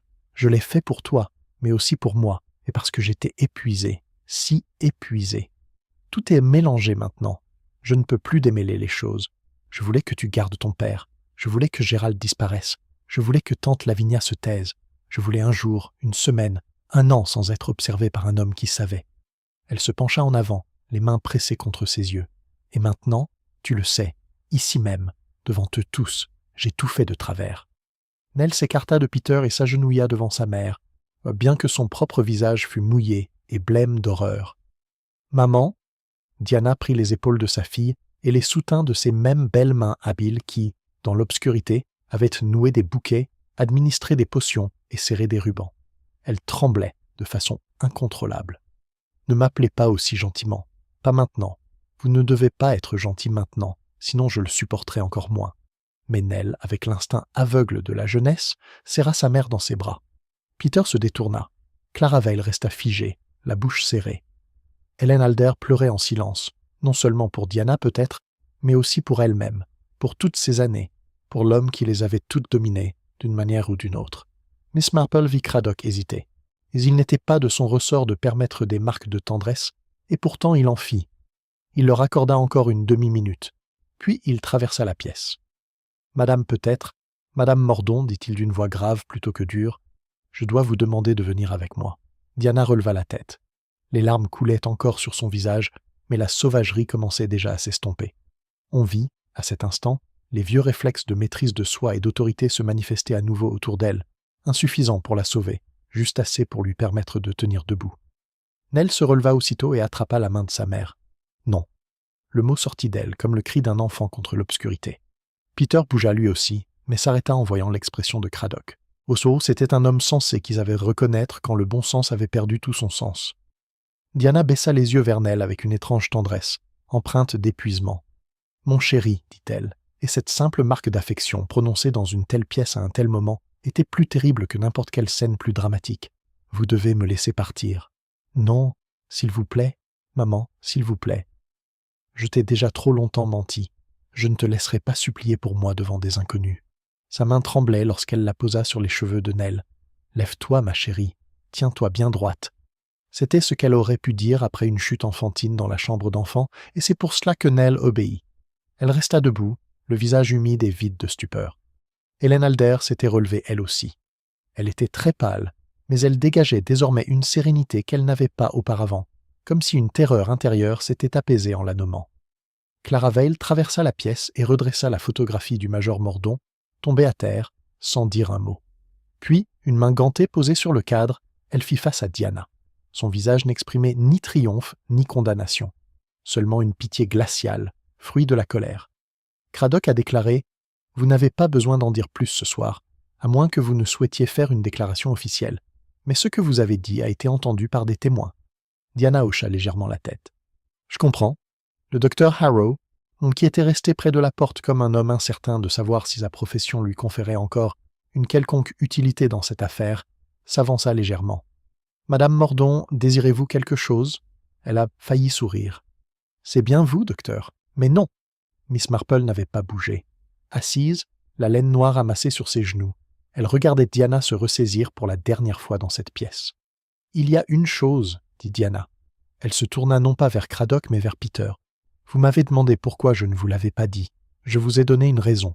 L'autre, c'est que j'avais peur que vous soyez généreux. » Peter la regarda, perplexe. « J'aurais pu supporter le mépris, » dit Diana. « Mais si vous étiez resté par pitié, je nous aurais tous haïs. » Le visage de Peter était expressif. Il ne répondit pas. Diana regarda alors Hélène. « Je suis désolé. » La bouche d'Hélène tremblait. « Moi aussi. » Ce fut un échange extraordinaire. Deux femmes, unies uniquement par l'égoïsme d'un même homme, s'offrant mutuellement des excuses pour son cadavre et leur propre ruine. Craddock s'approcha de Diana. Il ne la toucha pas. Il lui fit simplement signe de la porte. Elle fit 2 pas, s'arrêta et se retourna. Son regard se porta d'abord sur Nell, puis, presque malgré elle, sur le petit verre posé sur la table d'appoint où flottait un brin de romarin panaché dans l'eau. Le geste était discret, mais Miss Marple le perçut et le comprit, le souvenir. Non pas le souvenir agréable et pieux des funérailles et des anniversaires, mais celui, vif et inévitable, de ce qu'on a fait, de ceux qu'on a aimés, de ceux qu'on a tenté de préserver et qu'on a, en les préservant, détruits. Diana dit, presque à voix basse, « J'aurais dû le tailler il y a des années. » Elle sortit ensuite entre Craddock et le gendarme qui était apparu discrètement dans le hall. Pendant un instant, personne ne parla dans la pièce. La maison elle-même semblait avoir entendu les pas qui s'éloignaient. Au fond, un domestique referma la porte d'un placard avec une discrétion méticuleuse, comme on le fait lorsque la catastrophe est devenue officielle et que les bruits domestiques doivent s'effacer par respect. Nell restait immobile au milieu du tapis, une main pendante le long du corps. Peter fit un pas vers elle, puis s'arrêta de nouveau. Ce fut Clara qui l'atteignit la première, non pas en l'enlaçant, car Clara n'était pas faite pour cela, mais en lui prenant le coude et en la guidant vers le canapé avec une fermeté pratique. « Asseyez-vous, dit-elle. Vous n'êtes pas obligé de prendre une décision ce soir. » Nell s'assit parce qu'on le lui avait demandé. Craddock revint quelques minutes plus tard. Son visage était fatigué. Il paraissait, pensa Miss Marple, plus vieux que le matin même. « J'aurai besoin de déclarations officielles de certains d'entre vous demain, » a-t-il dit. « Pas ce soir, sauf en cas d'urgence. » Personne n'a répondu. Alors Miss Marple, d'une voix douce, comme si elle avait demandé une autre tasse de thé, dit « Peut-être vaudrait-il mieux, inspecteur, que le reste soit éclairci maintenant. L'incertitude est très mauvaise pour les nerfs, et il y en a eu beaucoup trop dans cette pièce. » Craddock la regarda, puis les visages tournés vers eux, et fit un léger signe de tête. « S'il vous plaît. » Alors Miss Marple posa son tricot et, tandis que les fleurs respiraient bruyamment dans la chaleur du soir et que les dernières lueurs du jour s'éteignaient derrière les fenêtres, elle donna enfin toutes les explications. « Tout a commencé, dit-elle, par une vieille histoire, ce qui explique notre confusion. Les vieilles choses se présentent rarement clairement. Elles se mêlent à des angoisses plus récentes. Les dettes de M. Bromley, par exemple, étaient bien réelles, tout comme l'ingérence de M. Alder dans ses projets. C'est ce qui rendait cette fausse théorie si convaincante. On voyait un jeune homme honteux et en colère, et un mort qui l'avait rendu ainsi. Cela collait.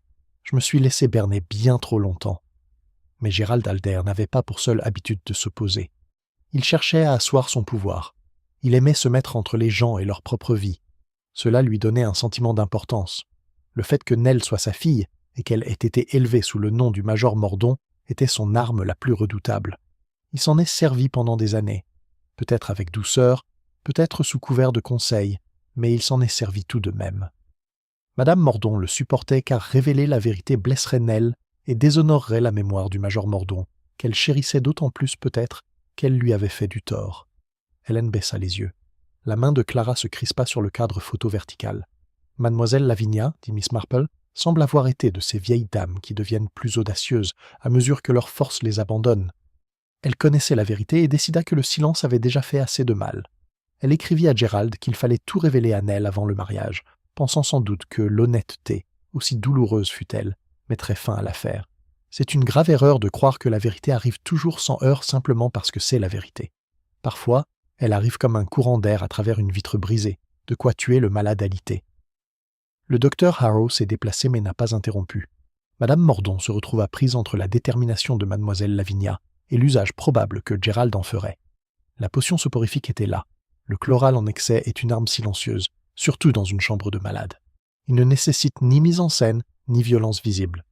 Juste une main qui a perdu espoir un instant de trop. Nell laissa échapper un petit son. Peter posa très délicatement sa main sur la sienne, là où elle reposait sur le coussin du canapé, et cette fois, elle la laissa faire. Gerald, poursuivit Miss Marple, est venu à Rosebank ce soir-là et a vu suffisamment de choses pour avoir des soupçons. Il n'avait pas besoin de certitude.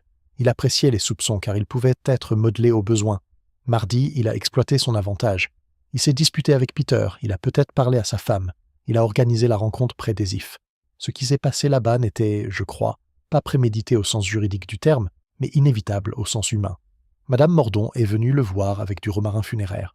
Les brins étaient liés par un ruban vert foncé, et l'un d'eux est filoché, et a été retrouvé plus tard près de la tombe. Lorsqu'il l'a menacé, peut-être de tout raconter à Nell, peut-être de dénigrer le major Mordaunt en le révélant, peut-être simplement de maintenir son emprise sur eux tous. Elle a utilisé ce qu'elle avait sous la main. Cradock dit calmement. Les marques sur la gorge de M. Alder étaient étroites et partiellement masquées par la terre. Nous avons d'abord pensé que la tombe elle-même les avait davantage dissimulées. Oui, dit Miss Marple, et la tombe fut l'élément déterminant. Si Caleb Hearn n'avait pas commencé plus tôt que prévu à cause de la pluie et de ses rhumatismes, le corps de Gerald n'aurait pas été découvert de façon aussi spectaculaire. Madame Mordaunt aurait eu plus de temps pour réfléchir à la marche à suivre. Au lieu de cela, l'endroit même destiné à Miss Lavinia révéla immédiatement le second crime. La tombe avait été creusée trop tôt pour un secret et pas assez tôt pour l'autre. Madame Buchel, qui tenait son mouchoir contre sa bouche avec grand effort, laissa échapper un petit soupir à ce moment-là. Miss Marple poursuivit d'une voix toujours parfaitement calme. Le romarin a d'emblée trahi Madame Mordaunt, même si je ne l'avais pas bien compris. Le romarin panaché est caractéristique. La soie verte l'était tout autant. Et puis, il y avait son attitude. Ni agitation, ni innocence, mais une maîtrise de soi face à l'adversité. Ceux qui ont dissimulé une chose pendant des années sont presque toujours trop experts en la matière lorsqu'un nouveau malheur survient. Et lorsque je lui ai parlé en privé, tout à l'heure, de l'intention de Gerald de tout révéler à Nell ce soir-là, elle a répondu en connaissance de cause et non par supposition. C'était clair. Un silence suivit lorsqu'elle eut terminé. C'est Peter qui l'a brisé, mais pas comme Miss Marple aurait pu l'imaginer. Sa colère s'était apaisée. Il ne lui restait que du chagrin et une sorte de stupéfaction devant le désastre d'une vie. « Tout ça, dit-il d'une voix rauque, et elle était encore en train d'arranger des fleurs. « Oui, dit Clara Veil avant que quiconque puisse parler. C'est exactement le genre de choses que font les femmes. » Nell enfouit son visage dans sa main libre. « Est-ce que quelque chose était vrai ?» murmura-t-elle. « À propos de mon père. » Miss Marple la regarda avec une profonde bienveillance. « Votre père, ma chère, est celui qui vous a élevé, t'a aimé et qui vous a donné son nom. Un autre homme vous a peut-être donné vos yeux ou votre sourire. C'est bien plus triste. » Hélène se mit alors à pleurer, non pas bruyamment, mais des larmes silencieuses d'une femme qui a enfin entendu ce qu'elle savait déjà et qui ne peut plus feindre l'ambiguïté. Le docteur Harrow s'approcha d'elle avec un verre d'eau. Elle le prit docilement. Cradock a déclaré « Je pense que c'est suffisant pour ce soir. » Il avait raison. On ne pouvait plus supporter grand-chose. Un à un, ils se dispersèrent, non pas dans la cohue d'une réunion de village ordinaire, mais lentement, comme en quittant une chambre de malade. Clara prit Nell sous son aile, annonçant que la jeune fille ne resterait pas seule et qu'elle reviendrait avec elle si nécessaire. Peter ne protesta pas. Il demanda simplement à Nell, à voix basse, s'il pouvait passer le lendemain. Elle le regarda longuement, puis hocha la tête une fois sans dire un mot. Hélène sortit avec le docteur Harrow. Madame Bushell, accablée par une tragédie trop proche pour son habitude, embrassa la joue de Miss Marple avec une chaleur inattendue et s'en alla presque silencieusement. Finalement, seuls Cradock et Miss Marple restèrent dans le salon, parmi les fleurs et le jour déclinant. Il laissa échapper un long soupir. « Je ne sais pas si je dois vous féliciter ou vous reprocher d'avoir raison. Mon cher inspecteur, je m'étais lourdement trompé auparavant. Il ne faut jamais se réjouir trop vite. » Il jeta un coup d'œil autour de la pièce. « C'est une affaire odieuse. Oui. Je pense qu'elle fera une déclaration complète ce soir. Elle n'a plus la force de nier. » « Non. » Miss Marple se leva lentement. « Mais veillez à ce qu'il soit doux avec Nell demain, si vous le pouvez. Une jeune fille peut supporter bien moins qu'on ne le croit en ce qui concerne les parents, et bien plus encore en ce qui concerne l'amour. » Craddock lui lança un regard curieux. « Et Bromley ? Il est devenu un meilleur jeune homme grâce à cette suspicion. Cela pourrait lui être bénéfique s'il ne s'y laisse pas aller à la sentimentalité. » L'inspecteur esquissa un sourire. « Vous êtes sévère. Justement exact. » Elle prit ses gants. « Et souvenez-vous d'une chose. Madame Mordaunt n'a pas commencé par être une meurtrière. Elle a commencé par être faible là où il ne fallait pas et loyale ailleurs. C'est une combinaison très dangereuse. » L'expression de Craddock s'est à nouveau faite sérieuse. « Oui. » Il la ramena lui-même chez elle en voiture, à travers les ruelles qui s'assombrissaient. Ils parlèrent peu. Saint-Mary Mead baignait dans une douce pénombre de juin, les haies noircissaient, les derniers oiseaux chantaient dans les ormes. De plusieurs fenêtres de chaumière brillaient déjà la douce lumière des lampes. C'était exactement le genre de soirée où rien de terrible n'aurait dû se produire. Et pourtant c'était arrivé, comme c'est souvent le cas pour les choses terribles, sans pour autant perturber l'heure du souper. Les formalités se sont ensuite déroulées, comme il se doit. Diana Mordaunt fit des aveux complets avant minuit, puis une nouvelle fois le lendemain en présence de son avocat. Elle fut placée en détention provisoire. On évoqua par la suite son état mental, la tension qu'elle avait éprouvée, et la pression constante qu'elle avait subie, mais personne au village ne s'attendait à ce qu'elle s'en sorte complètement, et Diana ne le recherchait d'ailleurs pas. Hélène Alder quitta Saint-Mary Mead 15 jours plus tard pour séjourner chez une sœur à Cheltenham et n'y revint que brièvement pour régler les affaires de la maison. Gérald fut enterré discrètement à Much Benham. La cérémonie réunit principalement des personnes de son entourage professionnel et les parents qui se présentaient lorsque les biens matériels ou la bienséance l'exigeaient. Le village avait beaucoup à dire, et il le disait. Mais même les commérages changèrent de ton après les premiers jours. Quand le scandale cesse d'amuser et devient profondément triste, les gens baissent la voix, non par charité à proprement parler, mais par malaise. Nell demeura pour le moment à la maison du douaire, bien que Clara Vale y ait passé plusieurs nuits, et que Madame Bushell lui ait envoyé des soupes comme si un bouillon pouvait réparer les liens généalogiques. Peter venait d'abord tous les jours, puis moins souvent car Miss Marple, l'ayant aperçu un jour depuis le chemin, lui avait dit que rôder autour de lui était une forme d'égoïsme chez les jeunes gens, et que les jeunes filles en deuil avaient davantage besoin d'air que de dévotion. Il accepta la réprimande avec une douceur inhabituelle. Juillet a laissé place à un mois d'août humide et verdoyant. Le procès, qui se tient à Londres, ne dura que 2 jours. Les aveux de Diana, les preuves médicales concernant mademoiselle Lavinia, le témoignage d'Hélène Alder sur la rencontre près des F et la lettre retrouvée furent décisifs. Il n'y eut ni lutte mélodramatique ni dénégation sensationnelle au tribunal. Les témoins rapportèrent que Diana avait répondu clairement, portait du bleu foncé et semblait surtout fatiguée. Le verdict fut prononcé. Pendant 3 jours, les journaux se régalèrent de l'affaire avant de trouver une nouvelle proie. Sainte-Marie Mead reprit ses habitudes. Le presbytère organisa une braderie. Des enfants déchirèrent leurs chaussettes sur la grille de l'église. Le docteur Harrow gronda les paroissiens pour leurs bottes humides et leurs onguents négligés. Caleb Hearn creusa 3 tombes tout à fait ordinaires et en fut absurdement soulagé. Extérieurement, tout était rentré dans l'ordre. Intérieurement, pas tout à fait. Miss Marple percevait le mieux le changement dans les petites choses. Nell, la rencontrant un après-midi de septembre sur le chemin près des jardins familiaux, ne ressemblait plus à l'enfant effrayé de cette terrible soirée. Elle paraissait plus âgée. Non pas plus âgée d'années, mais parce qu'une douce illusion s'était dissipée. Peter marchait à ses côtés, portant un panier de pommes du verger de Dower House. Leurs fiançailles n'avaient été ni annoncées de nouveau, ni rompues. Ils avançaient ensemble, avec prudence, avec tendresse, mais aussi avec une certaine lucidité, et Miss Marple pensa que s'ils se mariaient maintenant, ce serait pour de meilleures raisons qu'auparavant. « Bonjour, Miss Marple, dit Nell, mon cher. » Peter souleva le panier. Les Bramley tombent toutes en même temps. Madame Bushell dit que cela annonce un gel précoce. Madame Bushell dit tellement de choses qu'il faut bien laisser un peu de place à l'indépendance de la météo, dit Miss Marple. Peter sourit, mais Nell ne sourit pas. Son regard s'était porté au-delà de Miss Marple, vers le clocher de l'église. Caleb a planté quelque chose au bord du chemin, dit-elle. Oui, dit Miss Marple.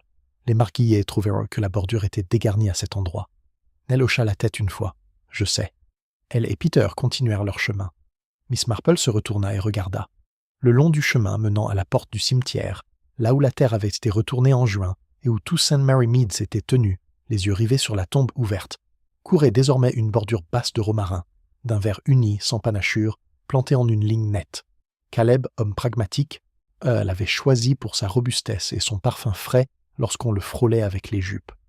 Miss Marple resta immobile un instant de plus que d'habitude. Une semaine plus tard, on l'invita à prendre le thé à la Dower House. Clara Vale servit le thé. Nell, plus mince mais toujours digne, fit circuler le pain et le beurre. La pièce avait été subtilement modifiée. La photographie du major Mordaunt trônait toujours sur la cheminée, mais le petit cadre en argent qui avait jadis encadré Nell à l'âge de 6 ans avait disparu. Personne n'en fit mention. La haie de romarin devant la fenêtre avait été taillée brutalement, presque à ras, ne laissant apparaître qu'une clairière de tiges brunes parmi le verre argenté. « Gardner a été trop sévère », dit Clara d'un ton sec, suivant le regard de Miss Marple. Nell a répondu « Je lui ai dit de le faire ». Clara la regarda, puis ne dit plus rien. Le thé se déroula dans une sorte de normalité courageuse. On parla de pommes, du bébé de la nièce de Madame Price, des réparations de l'église. Une seule fois, lorsque la bonne apporta des scones chauds, Nell demanda soudain « Les plantes repoussent-elles si on les coupe aussi durement ?»« Oh oui, dit Miss Marple, surtout le romarin, il est très tenace. » Nell posa délicatement la cuillère à confiture. « Je suppose que c'est là le problème. » Après le thé, tandis que Miss Marple s'apprêtait à partir, Nell l'accompagna jusqu'au portail. L'après-midi était calme et d'une douce lumière dorée. Au-delà du verger, un pigeon roucoula. « Miss Marple, dit Nell sans la regarder, ma mère était-elle méchante ?» Miss Marple réfléchit avant de répondre. « Il faut être précis avec les jeunes, car la vie leur a déjà menti. »« Ta mère a fait des choses horribles, dit-elle, et elle t'aimait beaucoup. Ces deux faits ne s'accordent pas. » Nell déglutit. « Non. Ils risquent de se désorganiser mutuellement pendant un certain temps. » Nell laissa échapper un petit souffle qui aurait presque pu être un rire s'il ne s'était pas terminé si lamentablement. « Ça te ressemble bien. Ce ne sont que des tâches ménagères, ma chère. Il faut nommer les choses avant de les ranger. » Nell baissa les yeux vers la haie de romarin taillé. « Je ne supporte plus l'odeur. »« Non, répondit Miss Marple. Je suppose que non. » Elle rentra chez elle en passant par le chemin du cimetière. La nouvelle bordure de romarin avait mieux pris que prévu. Quelques brins s'accrochaient déjà aux pierres, et lorsque sa jupe les effleurait, un parfum frais, amer, irrésistible s'élevait. Le village reprenait son cours, comme tous les villages. Le canari de Madame Bushel chantait à la fenêtre. 2 garçons criaient, en jouant aux billes près de la forge. Devant le portail du presbytère, quelqu'un avait déposé un panier de haricots verts. La vie ordinaire, reprenant ses droits avec cette douce obstination qui, de loin, peut sembler rassurante, mais qui, de près, cache quelque chose de bien plus austère. Elle s'arrêta au cimetière. La pierre tombale de mademoiselle Lavinia Prentice avait enfin été posée. L'inscription était simple. À côté, la terre qui recouvrait la brève demeure de Gerald Alder avait depuis longtemps été nivelée et réensemencée. Plus rien ne la marquait. Pourtant, l'endroit n'était pas vide. Le souvenir y avait lui aussi pris racine, même si, de façon invisible, on ne pouvait ni l'effacer ni le remplacer. Caleb Earn remonta le chemin, portant ses outils, et toucha sa casquette. « Bonsoir, mademoiselle. »« Bonsoir, Caleb. Ton romarin se porte bien. » Il l'examina avec satisfaction. « Ouais, du solide. Il ne semble pas souffrir des intempéries. »« Non, répondit Miss Marple, ce n'est pas le cas. » Elle continua son chemin, et arrivée à son portail, elle se retourna pour jeter un dernier coup d'œil vers le clocher de l'église et la bordure verte toute neuve qui le bordait. Puis elle dit, à moitié pour elle-même, de sa voix douce et perçante, « C'était un souvenir qu'elle voulait garder pour la jeune fille, et un souvenir qu'il a perdu. » Une légère brise soufflait dans l'allée. Du mur du cimetière, les brins meurtris exhalèrent leur parfum, qui la suivit jusque dans la maison.